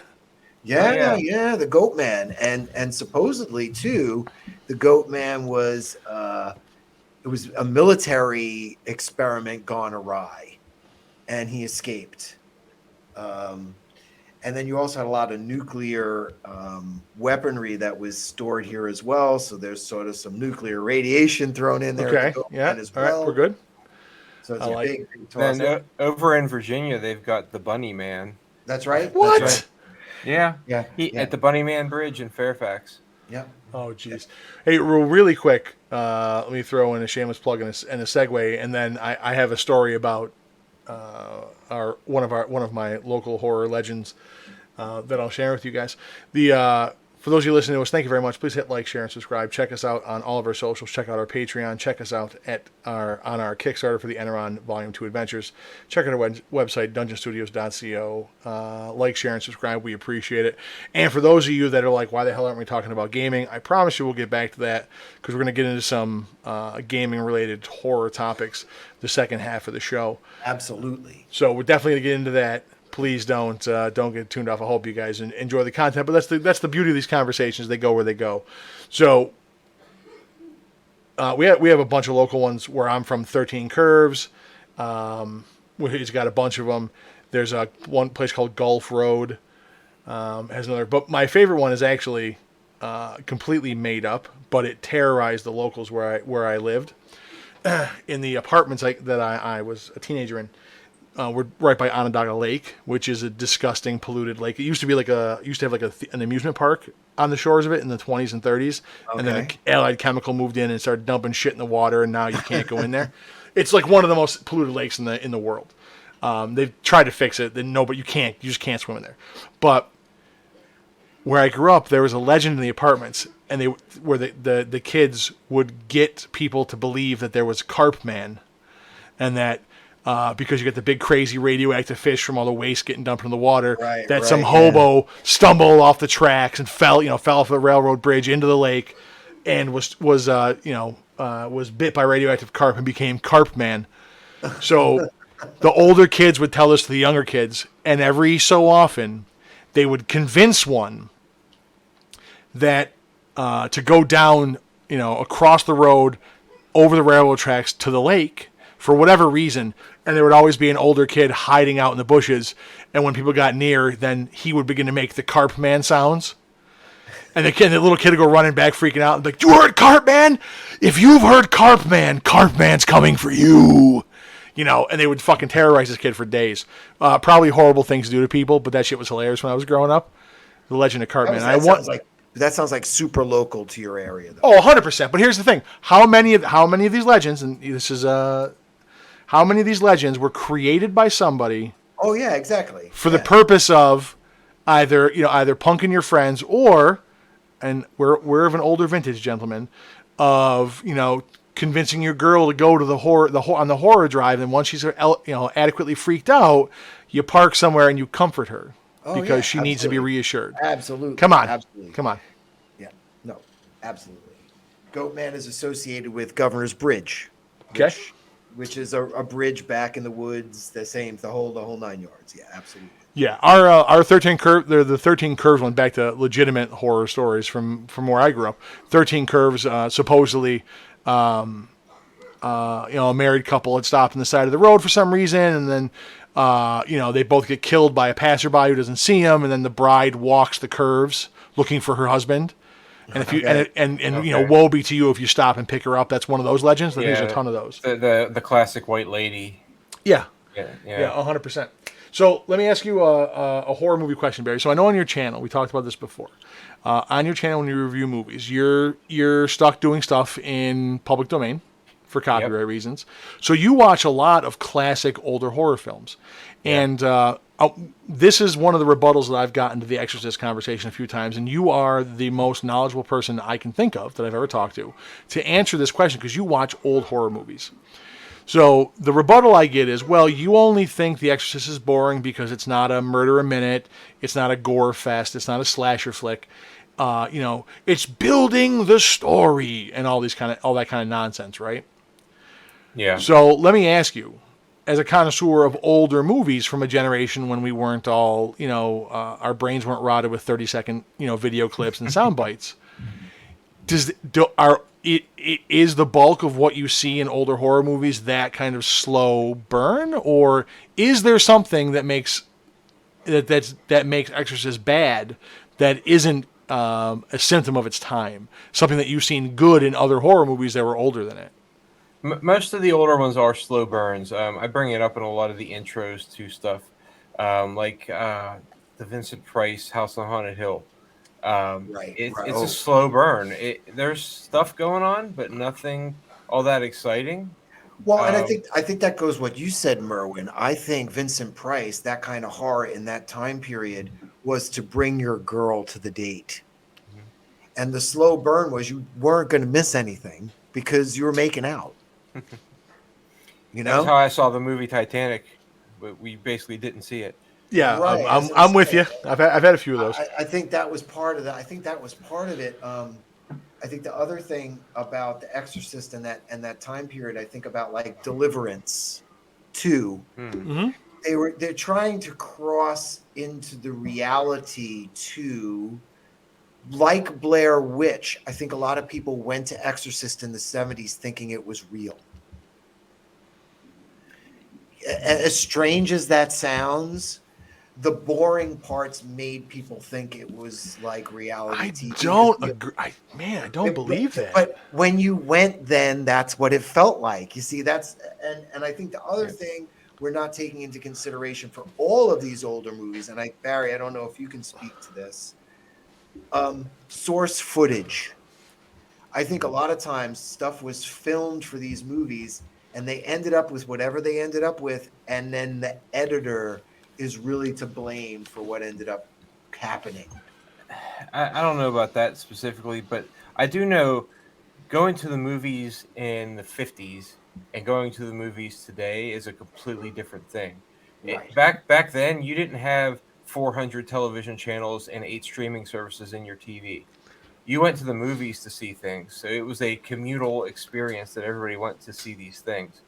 It's different now because I can go up, turn on my TV, load up Netflix, Amazon Prime, Tubi, HBO Max, Disney Plus, Hulu, and watch whatever I want at any time on a 60-inch TV. So I don't need a movie theater for that. But back then, you sort of did. You didn't even have TVs in every house. It was just that was how you saw things, and things got made quickly and cheaply. Roger Corman is the quintessential. I made it cheap and quick. I got 10 actors. We used the sets from the last movie I made a week ago, and then we just turned them around and painted some stuff. Yep. And that's how he pumped I was out. gonna say, that He is pumped true. out probably 1,000 movies, and they were all done on like a $10,000 budget. Well, that was Smokey and the Bandit was that same time period as Exorcist, and they got some cars, went to Georgia, and filmed for barely nothing. Yeah, but okay, but It was because people needed media to consume, so it had to be put out there like that. And not all of them were amazingly groundbreaking cinema. right. No, no. Obviously, you're gonna get good movies and bad movies and different things. But this is let me counter this point about it. It was the age or the sensibility of the consumer. Obviously, if you ever watch Buster Keaton reels, you're like, how the hell was this? Was this guy a millionaire or Fatty Arbuckle? Any of the old ones? But there's an argument to be made for era. But as far as the Exorcist specifically, or movies of the time being, they're slower. What year did Wizard of Oz come out? Okay, because Wizard of Oz was the dawn of coloration of movies, if I remember correctly. Yeah. So in the 50s, right? So have we all seen Wizard of Oz? Yeah. Okay, is there a slow, boring middle part of Wizard of the Oz? There's shit going on the whole time. The story advances in every scene. I mean, it's got musical parts which are a little goofy, but it's a musical, so it is what it is. But the story advances the entire time. The scenes are relevant. The plot moves. There isn't a 20-minute chunk in there where Dorothy's like fucking is running around tasting mushrooms, and then it has nothing to do with the overall story. But again, I think you're talking the wrong thing, though. Again, because you're talking about a time period and a story that was written for children. And don't forget, it was also a traveling show for a long time before it was ever made a movie. Sort of like the Marvel movies, where they knew what parts would work on film and what parts wouldn't work on film. So they had that going for them when they went in to make that movie as well. So I don't know if that's apples and oranges there, using Wizard of Oz as the example. I kind of feel. Yeah, it definitely paces better than old horror films do. It does, but again, it's a different type of movie. Yeah, and like I said, it had already been a stage play in various different forms. So what you're saying is it didn't suck? Yeah. Well, no, Okay. and you're also talking the movie versus the story. But the Exorcist is based on a book. But there's no ruby slippers. Is the Exorcist book boring? I actually don't know. I'm just saying that the Wizard of Oz was made completely as a Hollywood epic. I mean, they made the shoes red because it was going to be a color movie. Because it showed up better. I get it. It's based on a stage play, and stage plays don't have lulls like that. They are, and it's a musical. Come on. But you're making my point for me. You're making my point for me. The performing media prior to movies laid out how to have an interesting 2.5-hour show. So how do you end up making movies and having big chunks of nothing happen? That's what I'm saying. And again, like we'll use Halloween. That's my favorite. Halloween. I don't know. That's a tricky one because any good story might have a lull like that really, really works. And they talk about like a dynamic, what was it? Wally was like this dynamic film that had how many minutes where no one spoke in the beginning. Planet of the Apes, the first Planet of the Apes, no one spoke. It was all watching the drama. No, but that's what I'm saying. I think But they're good it's too. done, and it's done in a way that is dramatic and that draws you in and tells a story visually. The middle of Exorcist doesn't do that. Well, I know, but that was the same time period. I'm just saying, that's up to the filmmaker too, I guess, how yeah, creative they are. All right, Barry. Let me ask. I got one question for you that's going to lead us into our horror story before we take our break, and then it's going to tie directly back into the second half of the show where we will talk about RPG stuff again for those of you that stuck around and listened to us. So I know there was a shift in different eras of horror movies. In the monster movie era, you had the build up, and then you eventually saw the monster on screen, which was the big reveal, right? yeah. And in the second half of the movie, you saw the monster a bunch. And then you got into an era where they didn't show you the monster at all. Like it's an American Werewolf in London I'm thinking of, where like you don't see the werewolf from Well, even like the original flashes. Alien, even original Alien, they- right? They Alien. stayed for a long time. They So- pulled that again in Cloverfield. Yeah. Yep. So let me ask you: in old horror movies, in the vintage age of horror movies, did they show the bad guy, the monster, or did they keep that separate? How did they do it? And was it better or worse? A lot of times they didn't. That was like the last 10 minutes was monster does a thing and then it's over and you feel bad or whatever. It depended on the story, but like the brain that wouldn't die or the head that wouldn't die. It had two titles. There's a guy in a room and you see his arm at one point because he pulls a guy into the door and kills him, but you don't actually see him until the last 2 minutes of the movie. Then they light him on fire and the house burns down. Now, do you think that's good or bad storytelling to have no interaction with the bad guy? Right. Not to see them till the end there. Well, it's hard to say he was the bad guy. He was the instrument of killing stuff, but the bad guy was the guy who's killing people for body parts to bring his girlfriend's living head that he was able to keep alive back to life in a new body. But the head was actually controlling the guy in the room. She kind of is the villain, and she was out there since the beginning. They got in a car accident in like 10 minutes, and then he cut off her head, used this experimental medical procedure, and kept her head and brain alive.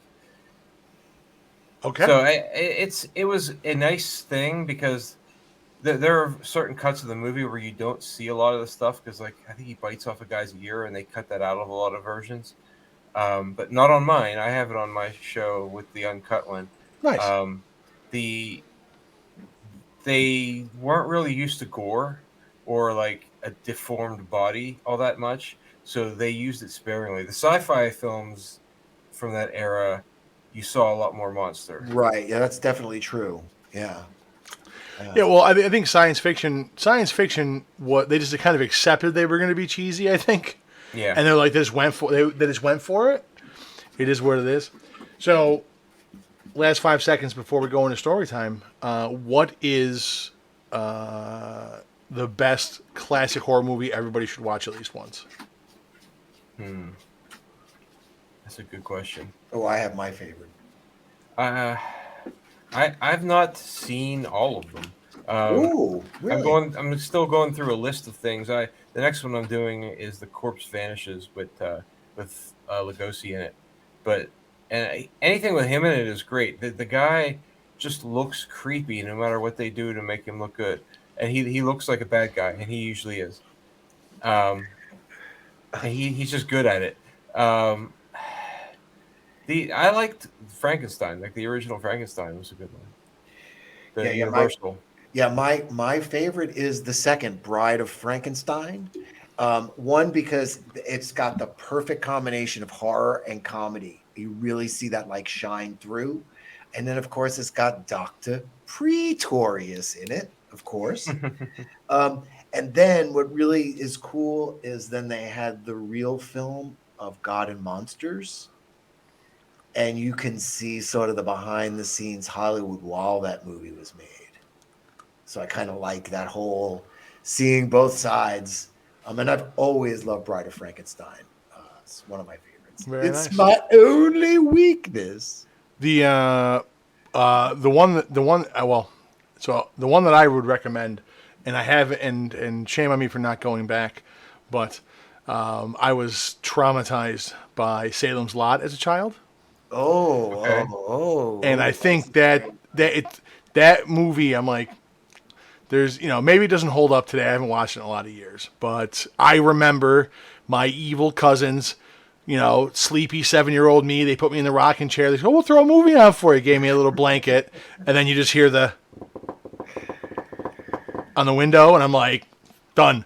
To this day, I'm a grown man, and it freaks me out to not have curtains on a window where where I'm gonna have a light on in the house because I can't see what's outside. Freaks me out to this day. Speaking of freaking me out, though, thank you for listening this far. I have a little story for you. It's a bit of horror from my own personal life, and I'm going to give you the first half of it now before we go to our break. Thank you for sticking around. Please hang out during the break. We have some videos from Barry the Movie Demon doing a review of Vox Machina, something I haven't bitched about in a while, so we'll get to that afterwards. But stay tuned. Check that out. We're going to have our ad for our Kickstarter running and a few other things. Should be 8-10 minutes, I think, from the runtime of it. So we will be right back, and you get to listen to the second half of the story. So I told the first part of the story on a prior podcast, discussing how I had grown up, and my grandmother and I, one of our favorite pastimes was watching all of the horror TV shows: Ray Bradbury Theater, Monsters, Tales from the Dark Side, and in particular the Twilight Zone. Then after her passing, I had an experience which was eerily similar to a Twilight Zone episode that happened to be her favorite and one of mine. Such a powerful experience, mind you, that I will not to this day watch the episode. I watch the marathon every year, and I do not watch that episode on purpose. But that's not the only strange thing that happened. So she passed away in November. We got through a difficult Thanksgiving. We moved into the Christmas season. I had my friend over to my house. We're playing video games, and a freak snowstorm hits. It's Syracuse. Lake effect snow happens all the time. It'll be sunny. Yeah. It'll be sunny in the morning and snowing in the afternoon. Then it'll be sunny again before the sun goes down. But the snow hits. We're playing video games. I think Resident Evil, which is one of my favorites. And we look at each other and go, "Shit, we're out of snacks. We got no soda. We got no snacky cakes. We got no Doritos. We got nothing." Like, well, what are we going to do? Well, we need to go to a store. Well, it was already too late. We couldn't go to our local convenience store that was only, not even a half mile away. It was too late for them. So we had to make the long walk all the way through our little town, all the way through the neighboring town to get to the only place we knew of that was open so we could buy soda, chips, and snacks. So, as teenagers will do, we ignored reality and put on, some t-shirts and shorts and walked out in a blizzard to hike 3 miles up the road. Now, as we're going, we get to Greenpoint. Big long hill that leads you into the neighborhood that we have to cut through to get to the store. We pass by on the right hand Greenpoint Nursing Home, a place that houses the elderly and the infirm. And as we're walking by, we pass in the blizzard from street light to street light. Now, we wouldn't expect to see anything or anyone. But then ahead of us, illuminated by the next street light up, we saw something. And I'll tell you what it is after our break. Thank you for sticking around with us, folks. We're going to switch over to our intermission. Please enjoy the videos. Please like, share, subscribe. Share it with your friends. If you're watching us live, great, awesome. Thank you very much. If you're checking us out at your favorite podcasting site, please give us a like, a share, a subscribe. Check out our Patreon. Check out our socials. And we'll be back after this short video intermission to give you the second half of the story, talk about horror and gaming. Yeah, see you soon. And get on. So, with that, enjoy, folks. We'll see you soon.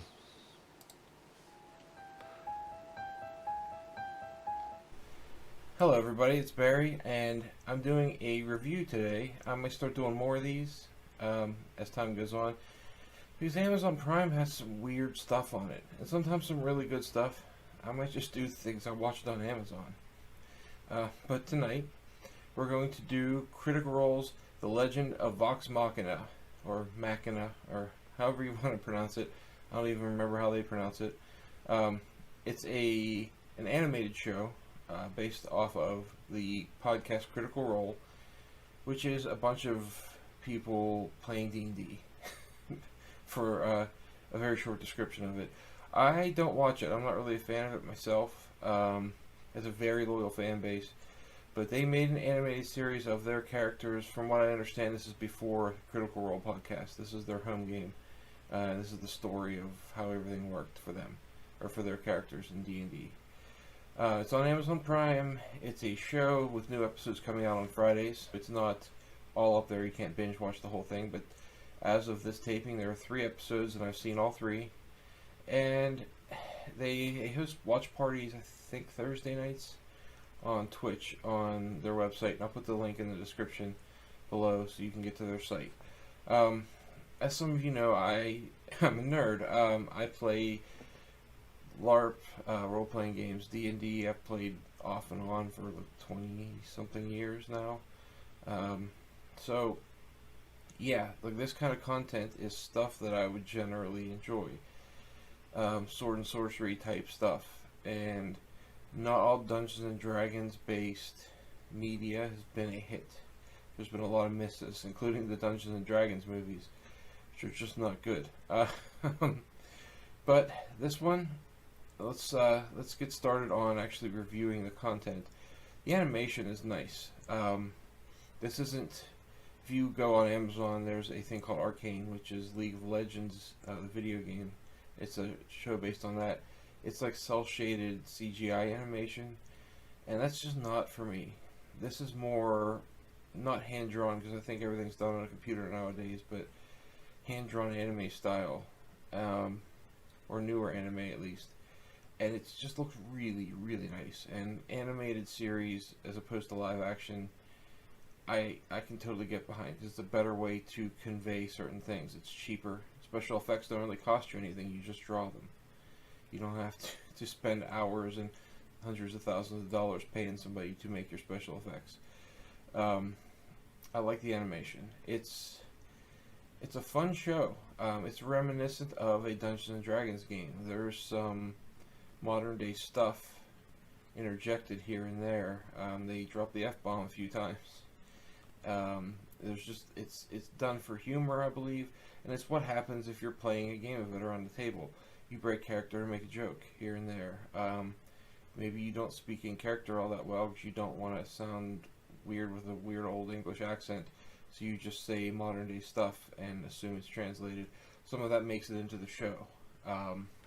The example, when they're fighting a big enemy and they're trying to come up with a plan. I don't want to spoil the plot here, but they're trying to come up with a plan, and one of the characters is like, basically, we don't need a plan. We're Vox Machina.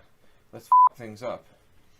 And it's something you would say at the table. It's not an in-character thing to say, but it made it in, and it's funny every once in a while. If it's overused, it's not funny anymore. But that's reminiscent of another movie I really enjoyed called The Gamers Darkness Rising, which was people playing D&D basically. It showed their real life, and then it showed them in the game, and in the game they played their characters physically as part of the movie, and it was funny. This is like that, but an animated, better story, I think, version. They have the tropes of a typical adventuring party. They got the big dumb barbarian, the horny bard, the priest who's trying to get them to do good stuff, the guy who's really smart and snooty, and everything's there. Your rogue that steals things all the time. They don't really use a lot of, if you're a fan of Dungeons and Dragons, they don't use a lot of Dungeons and Dragons terms. Like I said, barbarian. I don't think they ever call Grog a barbarian at any point. They call him a heavy, I think, at some point, which is some made-up term. They don't call the one guy an artificer or artificer, or however you want to say that. And I think that's just because Dungeons and Dragons has it as a class that they use, and they didn't want to get copyright issues with Hasbro. They do use Bard. I think that they've used the term Bard a few times, which is from D&D, but it's also not strictly a Dungeons and Dragons term. But you won't see a lot of that. So if you're a D&D fan and you are like, oh, I want to see what Magic Missile looks like or whatever, it's probably not going to be in here. Sorry to say. But it hits all the notes that you want for an adventure movie of this type. This was crowdfunded, which is an important thing to note, because it basically shows the power of crowdfunding. This is like Kickstarter or GoFundMe or Indiegogo or however they did it. I don't remember, but they are special because Critical Role is already popular, and people are like, "Oh, Critical Role is going to make an anime." Basically, I'm going to throw all my money at it, and they got funded right away. Like, it shot up to millions. It was, and you can tell. I mean, it's a quality product. It's got professional voice actors and professional animation, and everything's good. I hope that this trend of crowdfunding good things carries over into horror films. And if anybody wants to crowdfund a horror film and put me in it, I will gladly be in your movie. As long as I could get in a movie, that would be great. But hopefully that kind of trend continues, and this isn't a one-off fluke of, well, Critical Role did it, but nobody else can pull it off. I don't want that to happen. I would love to see crowdfunded stuff happen more often. Independent film, I've crowdfunded a few here and there, so I know that it gets done, but it's on a much smaller scale than this. I would like to see it become more of a regular thing. One other thing it does prove is that quality content about gaming, about Dungeons and Dragons or Magic the Gathering or Warhammer or whatever, is marketable. With the pandemic, people have been at home more, and the way Critical Role does it, and the way a lot of people are doing it now for role-playing games, is doing it online through a virtual tabletop like Roll20, or I just saw another one a few days ago and I can't remember the name of it. I'll probably put it up here on the screen somewhere for you to see once I remember during editing. But the virtual tabletop is a way to go. You can use Discord if you want. There's video chat on Discord, Zoom, all of those. Anything you've been using for meetings for the last 2 years from home, you can use to play D&D. It doesn't even necessarily have to have video, but it helps. If you're a fan of Dungeons & Dragons, medieval fantasy, like the early 80s stuff, Conan and Red Sonja and all of those, that type of thing, this is probably firmly in your wheelhouse, and I really enjoyed this show. Give it a watch on Amazon Prime when you get a chance, and new content comes out apparently every Friday, so I'll be waiting for it when Friday rolls around. But until next time, I'll see you at the movies. Goodbye.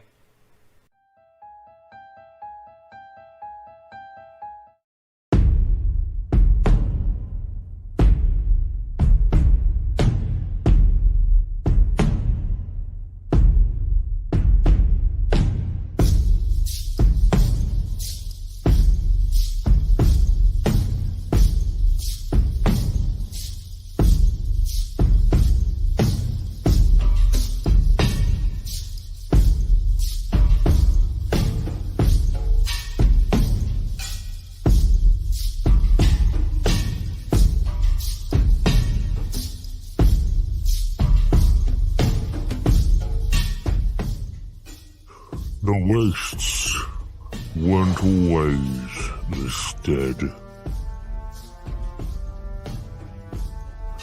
Once upon a time, this place was a city of unimaginable scale, but no more. They got too greedy, everyone did, and all that's left is sand and survivors. Governments clashed over trivial, childish things, trying to claim everything. They were so self-obsessed that they never knew what was to come before it was too late. Through their attempts at controlling the world and its resources, they have caused the balance to shift, killing billions whilst they still squabbled for power. Now there are no cities, no governments, no civilization. Just people trying not to die as they travel the sands, salvaging what they can to protect themselves in a world where we no longer have control.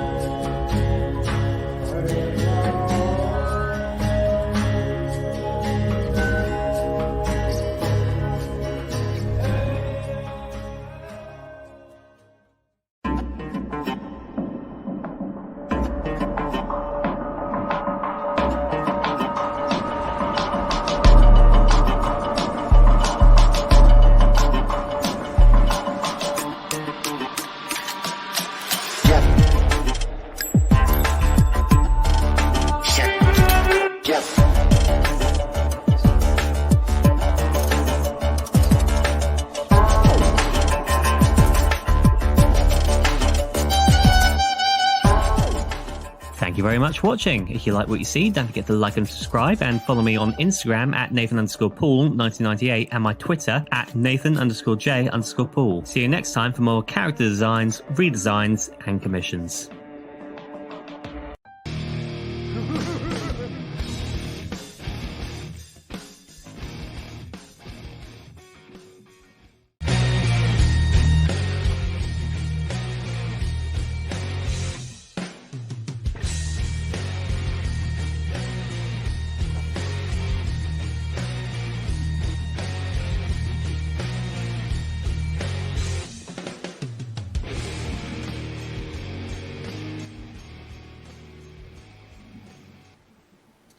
Welcome back, Internet. We are back with the game brought to you by Dungeon Studios. Thank you for sticking around for the break.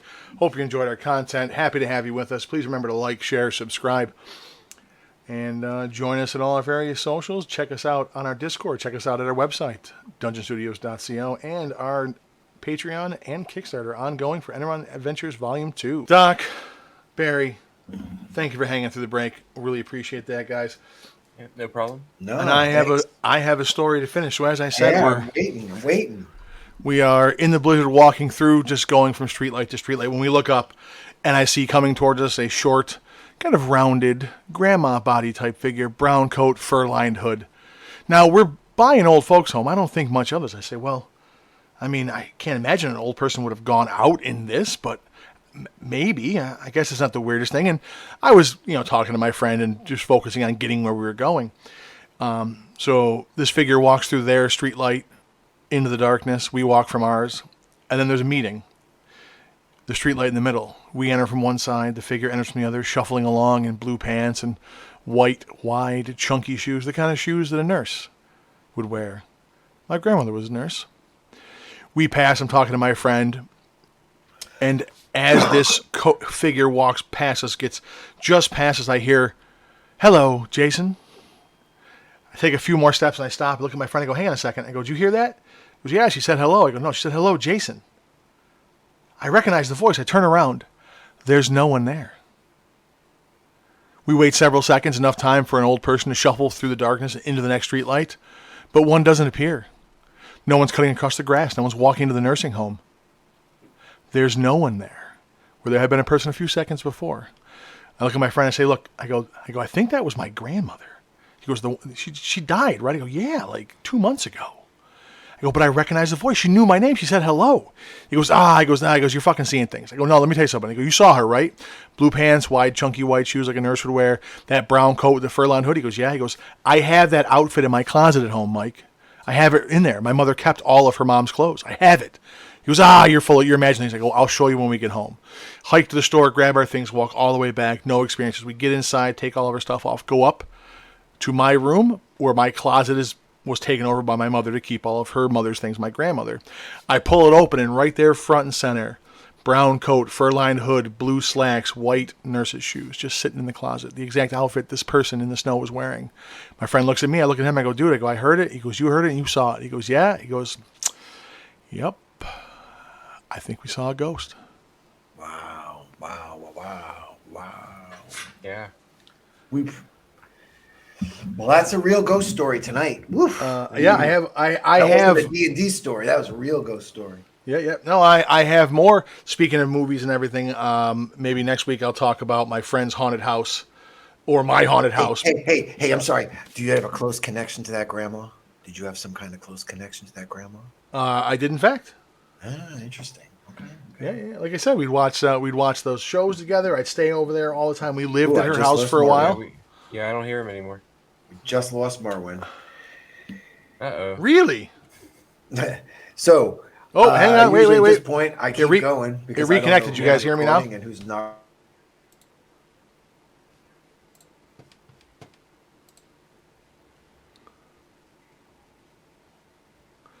Am I back? Do you guys hear me? Have we reconnected? I'm still recording. Do you guys hear me at all? Because I don't hear you guys.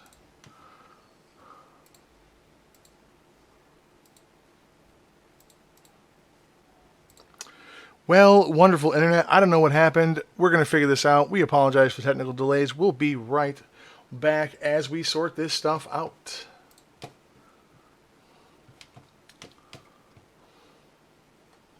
So I see myself. Hello, Internet. How are we doing? Are we back up online?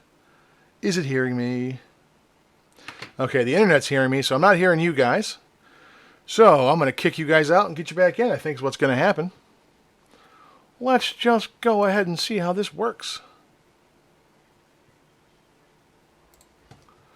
Sorry, everybody. These are the things that happen. Like I said, worst produced podcast on the planet. Actually, our producer vanished. Hopefully he comes back. We're going to sort this out, guys. I apologize. We're figuring it out right now as we speak. Thank you for sticking around with us. I really appreciate you putting up with all of our technical glitches and all of our different problems. We will have this figured out shortly.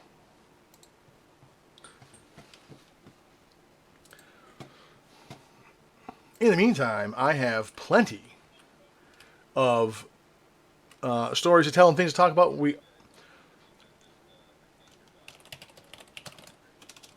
Yep. We'll tell them to click. Well, just click the same link again. It should work. Just tell them to click it right now, and I'll get them back in. Click the link you already got.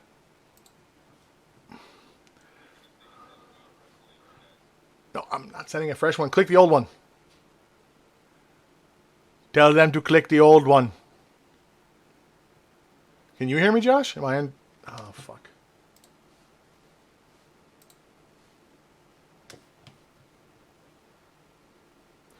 I apologize, everybody. We will have this figured out in a second. Like I said, we're almost there. We've almost got it sorted out. Thank you for sticking around through the mess. We appreciate it. We appreciate your support.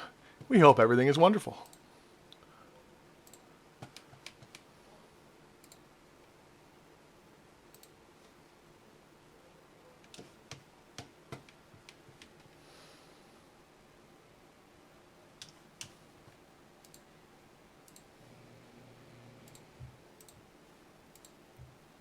Hey guys, you back? Do you hear me?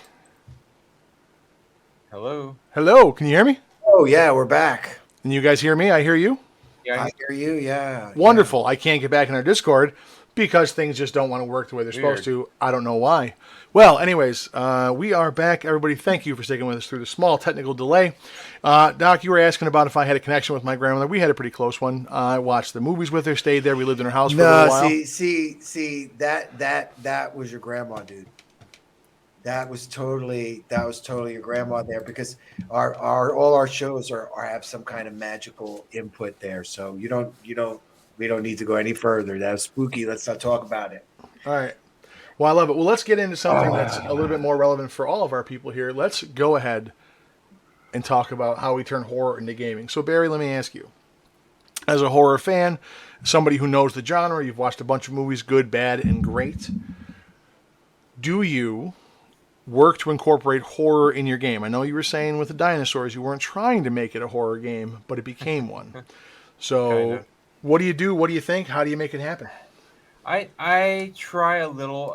Dungeons and Dragons, not so much, because honestly, the people, the players are the ones you're trying to scare if you're trying to bring in horror, and they're not going to be scared of an imaginary monster that they're just going to throw dice at. Where it actually works well is at LARPs.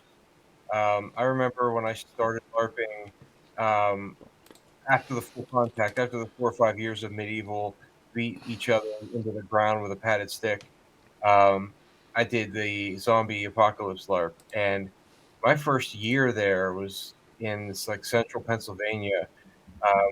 We would have like 6 to 8 people sleeping in a room in bunk beds, and we would all we'd have loaded Nerf guns in our hands as we slept, and 3 a.m, zombies would be outside banging on the door trying to break it down, and after like 10 hits, they were allowed to break it down. So we would just half naked be walking around with a foam sword and a Nerf gun, trying not to get eaten. And that was the greatest experience of that. And then after, I got too powerful, it was no longer, zombies were like bad weather. I didn't care if they were there or not. I just shot them and they died. Well, I think that was the problem with the Walking Dead show, which I was a huge fan of. It got to a point, though, where the zombies were just background. Yeah. Like, they stopped being something scary, so. It's hard to do in a tabletop game unless, like, your players are just really into that, and that's what they're there for. You have to have the right group for that, and honestly, and arguably the right system, like Call of Cthulhu, or I like Yeah. Or Nemesis, the one roll engine, or ORE. They Mhm. have a horror variant called Nemesis that has madness meters, and if you fail a madness check, you have to fight, flight, or freeze, and probably die. I don't know. Bring it back to 5e. I know with the zombie apocalypse thing and our Raven Brew. At one point, I had my players in Forlorn, and they talk about the mines in Forlorn. So I thought it'd be kind of cool. There's really no background or anything. So I thought it'd be kind of cool to have one of the mines have the zombie apocalypse type campaign or adventure where the zombie bite was going to turn them into zombies. See, I've seen Um, alternate rules for that, and I do think that makes the game more dangerous. Well, and, let me and I was ask. going to say that definitely, and that definitely hyped up the horror for them, that game. And the other interesting thing that happened with that game too was they were also had some firearms, and they had a train, just a car filled with explosives. So they were trying not to blow up these explosives inside the mine so they wouldn't blow themselves up. That really added to it. So there was the infection from the zombies, and then it's sort of like layering the different things on top help build the tension for players in 5e. That's really important, to try to get it into the role playing, as opposed to LARPing, where it's right in your face. Yeah, it's still it for me at the table or basically online. It's hard to feel scared when it's make believe and you're sitting at a desk clicking a button. No, it's Um, true. It's but true. Well, it feels more like a video game. Like video games have jump scares occasionally, but they're not really there to scare you. You're the guy, slaughtering zombies by the thousands. Oh God, he right. was talking about Resident Evil before. Talking about jump scares. Yeah. You guys talking about not going in the water? I had to Hmm. stop playing video games after that video game the first time. Really? Yeah, it was Yeah. too much. It was the jump scares were too. All right, sorry. Back to role playing. That was too much for me. No, no, no, no. You're good. I was going to say so. Well, so Barry kind of alluded to this, and I wanted to bring this up. So you guys have both already said tonight. You lean towards keeping players alive and whatnot, and I get we're playing a storytelling game, and obviously if the characters in the story die, that kind of derails your story a little bit. I understand that, but maybe that's why horror doesn't translate very well.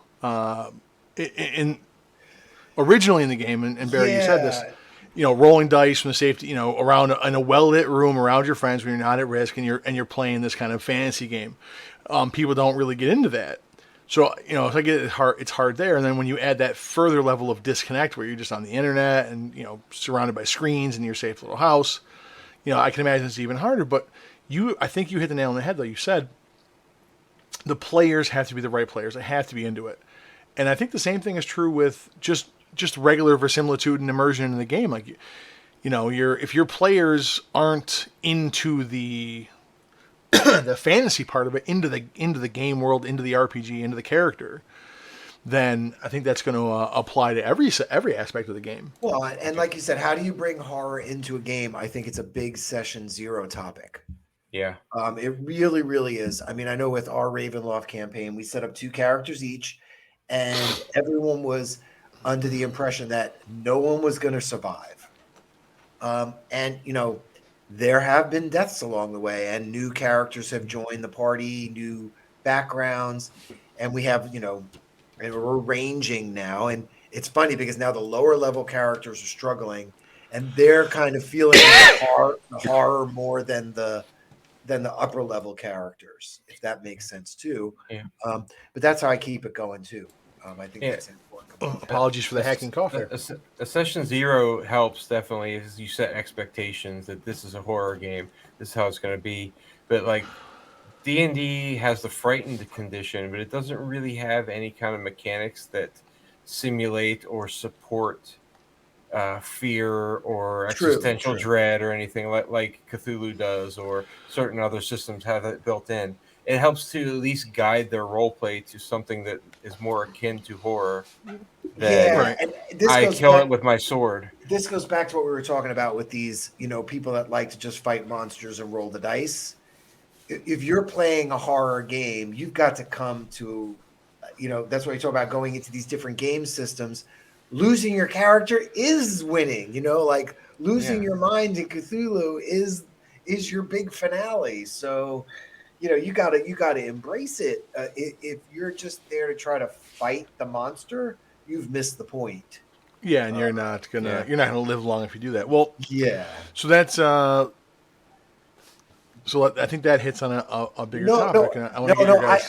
I wanted to say something else. I think Okay. another way to bring horror in is to try to have the sequel murderer, like the Jason.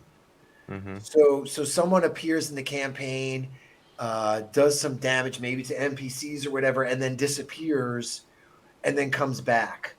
I think that definitely can play into a 5e game. Um, the cat came back type character, or a demon that's after your party. That's a really good way to play up that horror part of the game, Hmm. where, like we said, it's really hard to, but that's another good way to get your players to feel that fear of horror a little bit. One good way I do know that I haven't used, but is to just kill one of the characters, like outright, immediately kill one of them.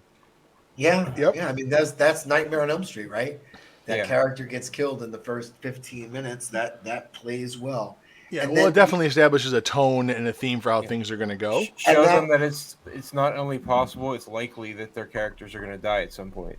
And then, it depends what kind of horror too. Like if people don't like the body horror or the bugs or sometimes you can run a Yeah. campaign that way. Everybody's scared of bugs, so you just keep the swarms hitting them and it creeps everybody out.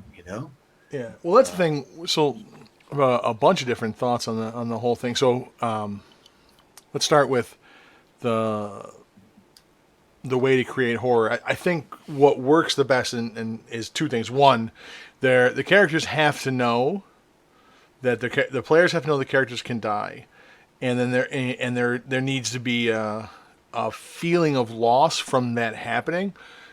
And like my DM sin from this last week where we had the new player not involved in anything. I mean, once someone's been at your table, like they know what's going on. So replacing a character, they don't lose that investment in time, which is probably for the better because a lot of people, and this is a video game thing, you play a game, you screw up, and your fucking world gets reset, or you lose some shit on your Right, you character. start right again, yeah, You're like, yeah. fuck this, I'm done with it. I'm not playing this again because I lost all that progress. So having that's probably bad. But at the same time, having there be a consequence to the ongoing story, I think, can put those stakes in perspective for a player. So it's, like ideally, I'd love that you were, just want to keep your character alive because your character would want to keep himself alive. So that's a good low level role playing thing, and a good day one DM tip is get that. Train your players to be like that. To say, look, you're an adventurer. You do brave and heroic things. You risk death every day. So I don't want you to be a coward and avoid stuff. But at the same time, always think about that your character doesn't want to die, at least not for no reason. So teach your players that, get them out there. But having that stake be out there, we're like, look, like sure, if your character dies, you'll be able to make a new one. You're not out of the game or anything. But all the stuff that you were working for, all that progress is lost in the game for your character. And think of and if they're putting the work in to build a character and be part of the story, that be involved in everything, I definitely think that risk of loss will allow you to translate some of those feelings to the player as far as the horror is concerned. Oh, that's true. That's true. And it made me think when you're talking about that, how especially 5e, horror plays better at lower levels because the characters aren't all encompassing powerful. Yeah. So if you're going to play at a higher level, have something in there, a mechanic or part of your story plot where they can't do certain things for a certain reason, which of course is, the Mists and Ravenloft are there for that very reason, limit spells and that kind of stuff. And another good way to I kind of want to say build suspense, but I don't know if that's the correct term, is not literally put things on a timer, but put things on a timer. Yeah. Make it so you have 10 rounds of combat to get out of here, or you die. Well, I and even sometimes a literal timer, an egg timer. You Well, know. yeah. Oh no, I happen was going to too. say I've started doing that. I do it in I do it in one of two ways. I'll pull my phone out and be like, all right, there's you guys have this many minutes to figure something out, before something happens, so they know the time frame. But then I also will, I play little games. I'll be like, all right, I'm setting a timer, and things are going to advance when it goes off, and you have no idea how long it's going to last. And that tends to get them motivated, because obviously they don't know when the alarm's going to go off. They don't know. So that's Right. doing that's a good is a good way to do it. Barry, your point's perfectly valid as well too, though. Like having that kind of stuff in game when there's a certain amount of time before things happen. That's one of the reasons, to shamelessly plug our need for playtesters at Dungeon Studios. Please check us out on Discord.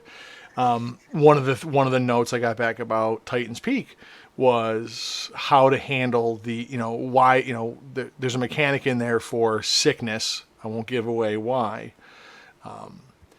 And the question was, well, can that just be cosmetic? Can it just be storytelling fluff? Does it have to have mechanics attached to it? And the reason I'm strong on the mechanical part of it is that it's a higher level game. You need to have some way to challenge higher level characters who are basically immune to death. Right. At that point, Tap out some resources and things. and this too, along and the it way, and yeah. it and what it does is it creates a timer for failure. You don't know what's going on, but the longer you drag ass, the worse it's going to get. So I think that needs to have a mechanical impact to create the timer feeling that it's supposed to have, to create that tension and drama and drive things forward, because you don't have unlimited time. It's not, again, at high levels, you go in the first 4 rooms of the dungeon, you slaughter a bunch of stuff, you use the Magnificent Mansion, or you teleport out and just teleport back in, and you get to basically free reset whenever you feel like it. If you run the game where there's no timer, no consequences, and the world doesn't keep spinning when the players aren't looking at stuff, you can't create any of that tension because there's no consequence for what they're doing. Yeah. Now, what about, we were talking about the movies and the monster appearing at the end.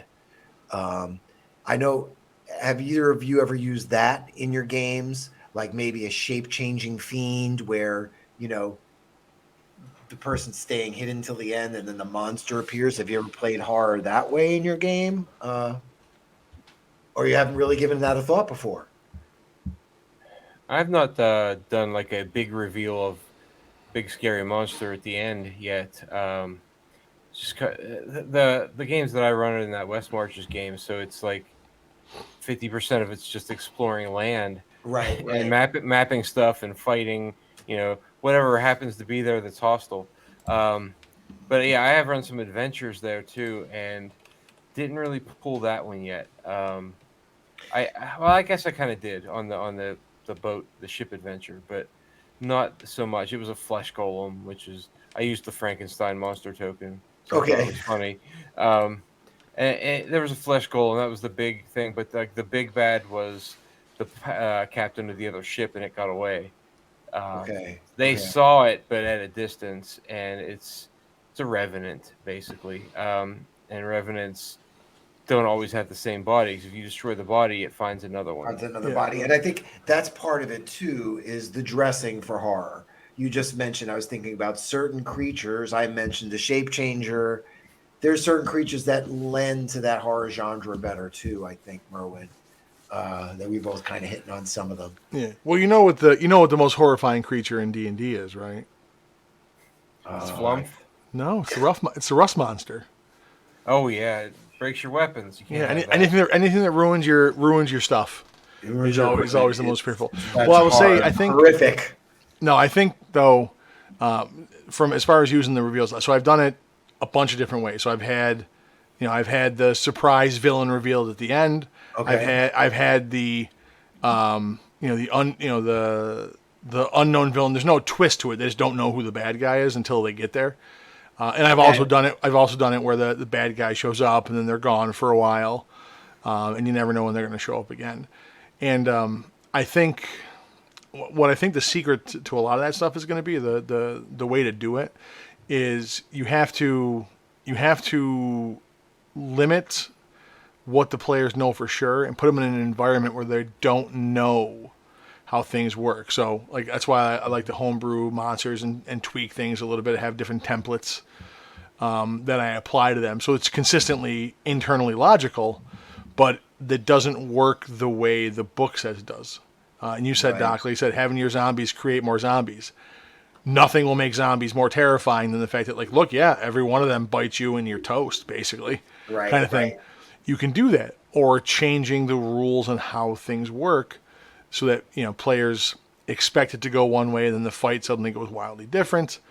And they realize that they were, you know, in their head, whether you want to accuse them of metagaming or not, but they were planning for it to go one way and it goes another. Which brings me to one of our other play tests, where the boss, you know, you have a boss battle against a dragon. How more classic can you be in D&D? But I think it would work better if you didn't know it was going to be a dragon at the end of the whole thing, and you were misled to think it was something else. Because then players go in expecting one thing, and then they get that shock at the end, like, oh, this is not what we were planning for. Well, and I saw a post about something like this too. Like, there are people who play, you know, you are fighting a green humanoid with pointy ears and spit coming out of their mouth, and will never say the word goblin to their players because they can't break that wall. And then there's some people like, all right, they're goblins, let's go. You know, there's just different ways. And I think a horror game, you have to play up that drama. You can't just say it's a vampire. And you've blown it there. You've toasted your horror if you're going to play that style. Well, it's like they say, you know, the number one thing that ruins the mystique of a monster is that if it's got hit points, we can kill it. Right. Yeah. Which you guys are old school gamers. You remember when you know, deities and demigods came out back in the day? You're like, there are gods in here, but they have stats. Right. If they have stats, we can kill them. We can kill them. Yes. Until you try it. Yeah. Well, you know, fair enough. It doesn't always go the way you want it to go, but No. you know, it's got stats, so it can happen. So that's the thing that's out there. I do think another thing that's good is limiting information from dice rolls, having dice rolls that don't reveal anything, but the players don't know that there was nothing to be revealed. That's definitely builds suspense. And lastly, is having I mean, nothing is more terror-inducing than leaving the information vague. Oh yeah. Yeah. So nothing's more terror-inducing than you can certainly try that. Yeah. Yeah, I like to incorporate there's some things I shamelessly have stolen from different media and whatnot, and I like to work that stuff in where, you know, you hit a monster and it like instantly regenerates, or my favorite one, you stab, you do a bunch of damage and like there's no reaction to it, like they don't even care. Right. You know, those are always good too. But yeah, no, I mean, nothing like I said. The panic you can put when people when they roll for perception, and you leave things vague. So this was on a prior podcast, but I'll tell you, Barry, see what you think. I had a whole section of the abandoned temple I was talking about earlier. It's a long hallway. You have to go down, and there's a statue at the end of it. And this is, by the way, and is inspired by Exorcist 3. In the scene in the church where the statue of Saint Peter keeps changing until eventually it's like holding a knife and it's got the grin on his face, which was terrifying. It's one of the better parts of the movie that I remember. But you know, you get in the hallway, you have to get all the way to the end, and you got to embrace the statue and hold its creepy backwards hands, and then floods the room with fire, but the secret door opens. So the player gets in the hallway, and and I'm like, yeah, it's the hall extends further than you can see. You know, it goes beyond where your vision lies. But you're not sure how far or what's at the end of it. What do you do? All right, give me some rolls. Perception roll. It's like, okay. Yeah, no, it's just darkness beyond there. You don't hear anything. The walls are plain, just cut stone, You gonna keep going? You're gonna keep going forward? You sure? All right. How are you moving forward? Just ask them to answer questions, Right. and It you start builds. getting in their head. Like, Yeah. am I doing it wrong? Am I doing it right? Yeah. Like, oh, that's how you're doing it. And then when he sees a statue, like it was little things like you see the form kind of emerge in the shadow, feminine but shrouded, hands outstretched but with the palms facing away from you. And you could swear that when you first saw it, the fingers were together. But now that you've gotten a few steps closer, it looks like the fingers are ever so slightly spread apart. You're sure they weren't like that a moment ago. At least you think they weren't. What do? And you just keep doing that control of time and that Yeah, pacing. definitely. Yeah. Well, I think also traps and hazards. When you start going trap and hazard heavy, I think that can also sort of get players a little bit caught up. Yeah. They get a little bit rammy. The other thing, and this is sort of Curse of Strahd, especially in the castle, lots of dressing random encounters, not necessarily fighting random encounters. That's going to play up the horror in your game. Like if you're going to design something, have some random stuff in there, like, oh, a cold chill comes over you, or you hear voices down the hallway. Those types of things that the players keep hearing, besides just a monster coming to attack them, that builds up the whole game. And by the time the players are done, it does kind of feel creepy. Or the skittering inside the hull of the Titan. Right. Those kinds of things. Yeah, that's definitely one from the playtest. Those things really, if you can build those types of things into your random encounters, that changes the game to be more horrific than just monster fight. yeah. All right. Well, hey, so as we're getting late in the evening, I appreciate everyone sticking around. Remember to like, share, and subscribe. Barry, I got two more things. I got one question. Well, Okay. I got a topic shifting question for both you guys. But then I have my final question for you, which is right in the horror gamer wheelhouse. Question 1. So you put all this work in. Some people at your table are enjoying it, getting into it. You're getting into it. Then you have players like, I just walked to the end of the hallway. I don't care. And they just outright refuse to even let other people enjoy the moment because they're not invested in it. What do you do with that kind of a player in your game at the table? How do you deal with that? That type of player, I mean, you would think that wouldn't get past session 0 if you had one, but don't always have those. They're not there for this type of game, obviously, but I guess you'd have to at least talk to them first and say, hey, you're not engaging with the content the way everybody else is. What's going on? Is there something we can do about it? And if not, I mean, I would ask them not to come back to this particular game because this is just not for them. Yeah. Well, what if they throw it back at you? Well, my character's, is a hero and he's not afraid of these, things like, so he wouldn't act that way. That's what my character would do. Yeah, that excuse. That's interesting. It's interesting you bring that up. I was thinking about this situation. When someone's like your patron or they're paying to play as opposed to just someone you're just playing with, because that's two different situations right there too, right? Mm-hmm. It's really, really tricky. I find that when something like that happens, and I had something like that just happen where I was going to try to do something voice to voice with one player while the other players were sort of like on mute.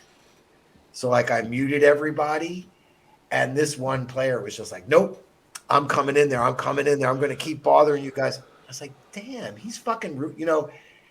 At one point I just resided to, he's being a dick, and I'm going to have to figure out how to do this and not get upset. But I think the whole game suffered because of that. And that's really what it's going to come down to. When we meet next time, I'm going to say, last week when you did that, you really played down the whole part of the story didn't get played up that I could have played up because you dicked it out. And I think you have to present people with it when it happens, or it's just going to keep going on and on. Yeah, know? you definitely have to get on it, like at least after the session. If not, let's take a break and Before then the talk next to them. session start, or Yeah, before the next session starts. I mean, You I guys find are so generous. I believe in summary executions at the table. And I tell, and I do to an extent. well, no, then and I, like I said, this guy's the patron. He's paid for all the books. oh, well, You know what I mean? Like it's Yeah, his. I'm not gonna be. I mean, and we're all just having a good time too. He's thinking it's funny, being a dick, to me and another player. He just thinks it's funny, but really, the story did suffer.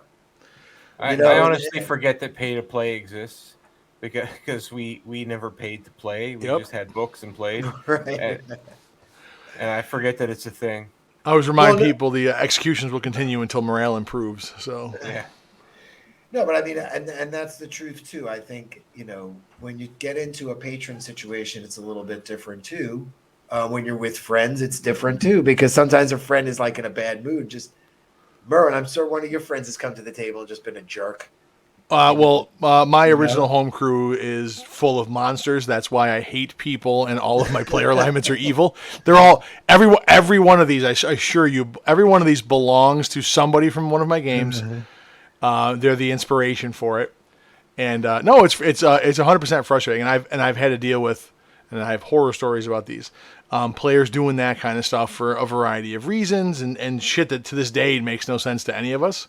Well, you were talking about that thing with alignment. We used to have this friend Oh yeah, who would have the lawful evil character named Heat Miser and have to kill everyone, every adventure. And then people would kill him, and then the next adventure he'd come back with Heat Miser 2, and he wanted to kill everyone. yep. It's like, what are you playing for, dude? Yeah. That's like you said, the player that is the onus of the psychotic evil alignment. Yeah, It was not a matter of if, it was a matter of when this person was going to blow up and try to murder other people in the party, and I don't understand why they think that's fun, because the shit that always the shit that always bothered me the most was having to start over again. Well, no, and again, if everybody knows we're all going to kill each other, then that's the game setting. But when it's just one person who's targeting everybody, Yeah, and you know it's coming, and you're like, what are you doing, man? What are you doing? that person just wants to play paranoia. Exactly. Yes, exactly. But exactly. yeah, no, and I had, like I said, I've had difficult players and people that, and I like to talk, in case you haven't figured that out, and I love to argue about things because I like to be right, which I usually am. I'm all that and modest too, by the way. But I have friends that we enjoy the debate and the arguing and whatnot. But it got to a point in games where it's like dude, I'm not, like, everybody else is sitting here listening to you and me yell at each other for 35, 45 an hour. Like, I don't have time for that. Like, I don't like that's like it's not more enjoyable than playing the game. Right. And the classic dick move for me from people that just drove me nuts was not letting NPCs and bad guys talk and monologue. I'm not going to listen to him talk. I'm doing something. It's like, dude. And when I was younger, I didn't realize the solution to that is like, okay, cool, sweet, you kill him. What were we doing next? I don't know. Maybe you would have got it from him if he didn't die. If you didn't kill him, right, yes. But you screwed yourself, so now you have no idea what's going to happen next. I would have done it when I was younger. All right, Barry, my final question for you related to horror. We had this conversation off and on. It's an idea I threw around a while ago during Tabletop Cinema, which I believe is coming back for a season 2 in January, if I remember the posting correctly. But I had an idea too. Wouldn't it be cool to do something that I would call from cinema to campaign, or screen to campaign, or screen to scene, I think is what I actually was going to call it. So I believe never give up free content. And I think that there are ways to, go ahead and steal, borrow, use, whatever you want to refer to it as. But there are ways to take movies, turn them into usable parts for your game. Maybe a single scene, maybe a whole campaign, maybe you're bad guy, whatever, without letting people know that you stole it. So you watch old horror movies, things people have probably never seen before. That's your thing. Yeah. You have a vast knowledge of that. So give me off the top of your head an old horror movie that you could convert into a story arc or a campaign. that wouldn't necessarily get picked up by anybody. What do you got, and how would you do it? I can give you a new one off the top of my head right now. Okay. This is something I've been thinking about. It Follows. Okay. Have you seen that one? I'm familiar with it. I don't know what that is. It's basically a sexually transmitted monster, but that part doesn't matter as much as the person who it's after is the only one who can see it, and it always looks like somebody different every time they see it, and it never stops following them until it gets a hold of them and murders them, and then it goes on to the last person they had sex with. Okay. That's really interesting. So, how do you turn that sexual into aspect D&D? you can take out of any invisible creature, really. You would just have to build a custom monster that is like that. Whatever it cursed, it would be probably a curse at that point for D&D. Whoever it cursed is able to see it. It has disguised self at will and uses it every time it's viewed to change its appearance. And it's invisible to everyone else unless they've got like Devil's Sight or Cast See Invisibility or Gosh, something. that reminds me of the film Liquid Sky. Have you ever seen that movie? No, I don't think so. Clubbers in Manhattan, an alien lands in this apartment and starts killing humans as they're having orgasms because of the brain chemical release. But it's sort of the same. Okay. It's a really great movie. The creature would just have to do like life drain or something like a white or Well, let me rape. ask you. So, so one character sees it. Now, can it affect other people, and can they affect it somehow? Is that what the game is? Because you got to have a mechanic and a thing to do around that. So you have this monster, it curses them, whatever whatever mechanism you have to get on it. They start to see the thing. So the gameplay would be trying to figure out what it is and how to stop it. Obviously. Yeah, it would be a How would you do that? probably investigation heavy type thing, trying to figure out what it is, how you got it, how to avoid it, and exhaustion is probably going to come into play because you can't sleep because it doesn't. Even if you get in a car and it's walking, it's going to catch you if you stop to sleep for 8 hours. So long rests are out. Okay. The exhaustion mechanic will eventually kick in until you find a way to deal with it. What that is, I'm not really clear on what it would be, but I've been thinking about how to implement something like that somewhere along the line. Ooh, I have an idea for you. I'll throw it out there. I was thinking about it while you're talking about it. So initially, obviously, nobody can. So they don't know they can't long rest. They don't know how to interact with it. They don't know where it came from. So maybe it works best to have it in an episodic manner, where they do a normal game, somebody gets cursed. Then give it a session or two, so they don't know so they don't immediately make the connection to the last thing they did. Very nice. Yes. And then it shows up during the course of the game, doesn't do anything until they go to take their first long rest. Then it goes and touches the cursed character, has some negative effect that lingers. And now they realize, well, then when they sleep the second time, it does it again. And now they realize, well, I can't sleep anymore. Mm-hmm. And then you keep having it add some other effect, slowly, speaking of horror, slowly taking away all the things the character can do. So let's say it hits a fighter, right? So no rests, sweet. And then maybe the next progression, it shows up and kisses them on the eyelids or whatever. Right. So then when they get into fights, they attack, they attack, they see monsters. You put monsters out, they attack them, and they're not really there. Or it's this thing just laughing because they can't affect it type thing. Or tricking them into hitting their party members, wasting actions while other people are getting killed, that kind of stuff. And that, maybe it starts out simple where it just shows up and screams in their face when they're about to attack somebody, gives them disadvantage. Keeps fucking with them. Yeah. Just keeps getting worse. And then everybody quickly realizes, obviously, at some point in time, like you said, exhaustion's going to kick in, and it's going to keep escalating what it does. You're on a timer without being on a timer. You will die. How do we fix this? It's a lot like the new movie Smile is sort of like. Yeah, I saw that trailer, and I'm like, that's first of all, it's creepy as shit. By the way. Oh yeah. Talking about marketing a movie, they had people go to baseball games and smile into the camera. No, oh god, that's so creepy. Now another horror idea is where something turns at some point in the adventure, it turns into all a dream. So everything happens and then they wake up And then and Freddie nothing. drives the school bus to your house and picks you up. So I mean that's another like a Jacob's Ladder, where all of a sudden they're playing something else. They have like an avatar they have to play. Some of those types of situations can also lend to horror very much. Yeah. Uh, If you want an older do. movie, you could pull in like a Rosemary's Baby type situation or something, maybe. All right. Or you mentioned gaslighting earlier.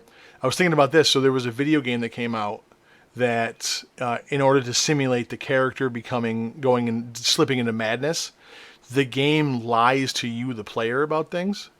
So it shows you things didn't really happen. It shows you stuff that's not really there, and then the further you go into madness, the more it changes things that you've relied on to that point.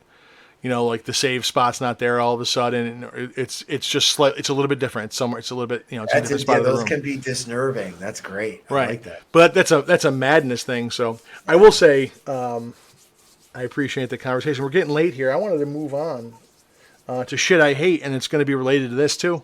So You mean besides The Exorcist? yes, I don't hate The Exorcist. It's one of those things that people throw it out there as the best horror Barry, movie why ever. did you put him back there? Come on. What's the other shit you hate? We know you hate The Exorcist. Come on. Well, I hate people. Is that no? We know you said that one too already. Look, man. It's a lot of bad jokes. You don't have to laugh at it, but it's more fun if you do. No, one of the things that bothers me is this sensitivity nonsense, and I saw it in Roll20. They have the little cards you can flash on the screen. I'm not okay with this.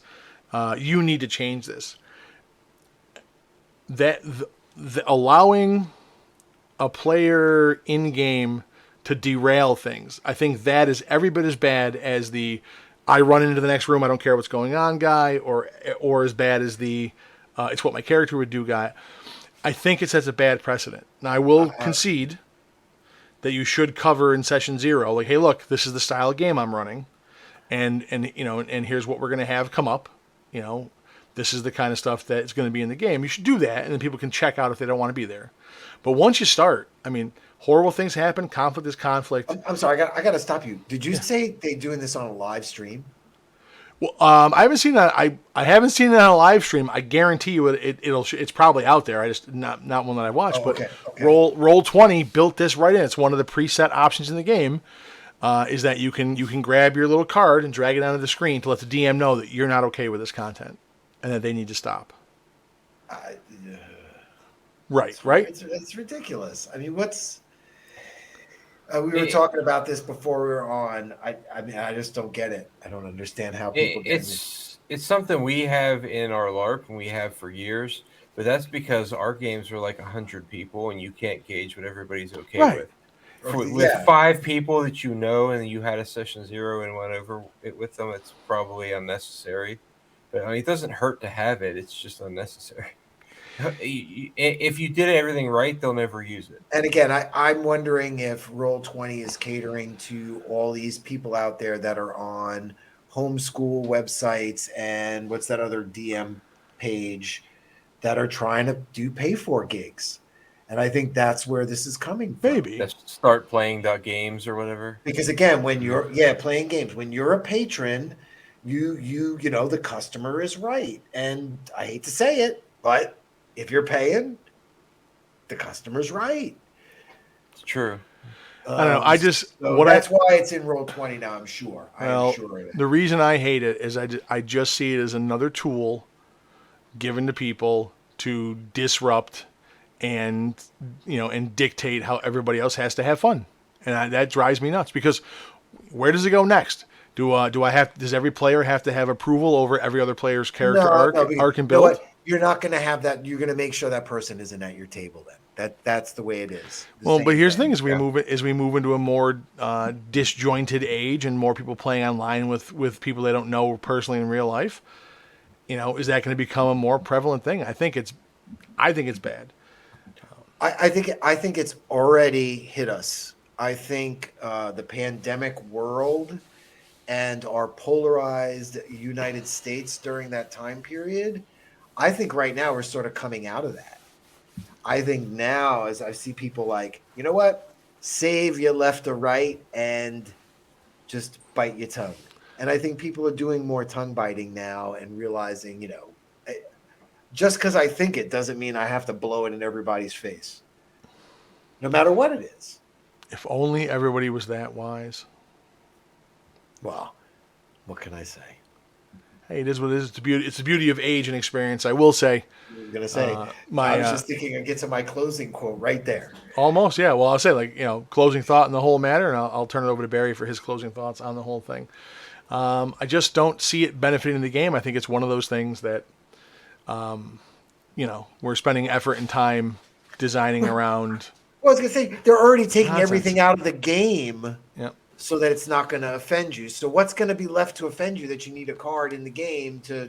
The DM's content, because they could be anything. That's true. That's You could have to drown these 10 puppies to get the thing you need, and yeah, that's stupid. But it's No, something anybody right. can write that. And someone could be offended. I see. That makes Merwin's point more the truth. Yeah, Right and that's there. that's how we get those horror stories we see on D&D. So, all right, well, Barry, hey, I thank you very much for being here. I enjoyed the conversation. I hope people listening to us on the interwebs have. Check us out on all the socials. Check us out on your favorite podcast platform. Listen to the audio version. Watch us on YouTube. Check out our Patreon. Check out our website, dungeonstudios.co. Check out our Discord. We always need playtesters. We always need people to support the projects. We thank you for listening to this point. We will be back next week, same time with an episode. Not sure who we're going to have, what we're going to do, but we'll get that out Working there. on some guests. I have Working some on in the some can, people. but I can't confirm right now, so I don't Yeah. want to say nothing. Absolutely. But we thank you all for listening to this, to us this point and this far. Doc, is there anything that we're forgetting before I give the outro? No, not at all. And don't forget, you got shit you forgot. So we'll catch up That's next always next week. week. Barry, real quick, why don't you, if you want to give out any of your socials, your channel, or anything you want to do, shameless plug yourself. Yeah. Before we hit the end of the show. YouTube actually gave everybody the ability to have like an @ handle now. So it's youtube.com/@BarryTheMovieDemon, just all one word, instead of the jumble of gibberish letters that they used to use. Nice. That's great. That's great. So you can check me out there. Facebook.com/ I believe it's Barry the Movie Demon now. Like I said, I don't know if it was on the air or before, but they changed my page or took it down. No, Facebook.com/Hellish Horror Movie Nights, which is the name of the actual show. Excellent. Is the new one. You can check me out there too. I have like Patreon and stuff, but those are all, pimped in my episodes. So. Well, there we go. And Barry, can we expect more cooking videos from Hell's Historian in the near future? Yeah, one of these days. I just learned how to make like the box of chocolates you get, the like cream filled chocolates. I just learned how to make those and to make peppermint patties from scratch like 2 days ago. Ooh, I like me a good peppermint patty. Well, that's wonderful, Barry. Thank you so much. Thank everybody who's listening, hung out this long. Thanks for listening to us in your car, wherever you listen to. Like I said, like, share, and subscribe. Remember, we play tabletop games because they are unlimited, so why listen to conversations that are any different? Hey, and remember, no matter how you start out, you always start out odd. Have a good night, folks. Thank you for listening to us. We'll see you next week. Good night, everybody. Good night, everybody.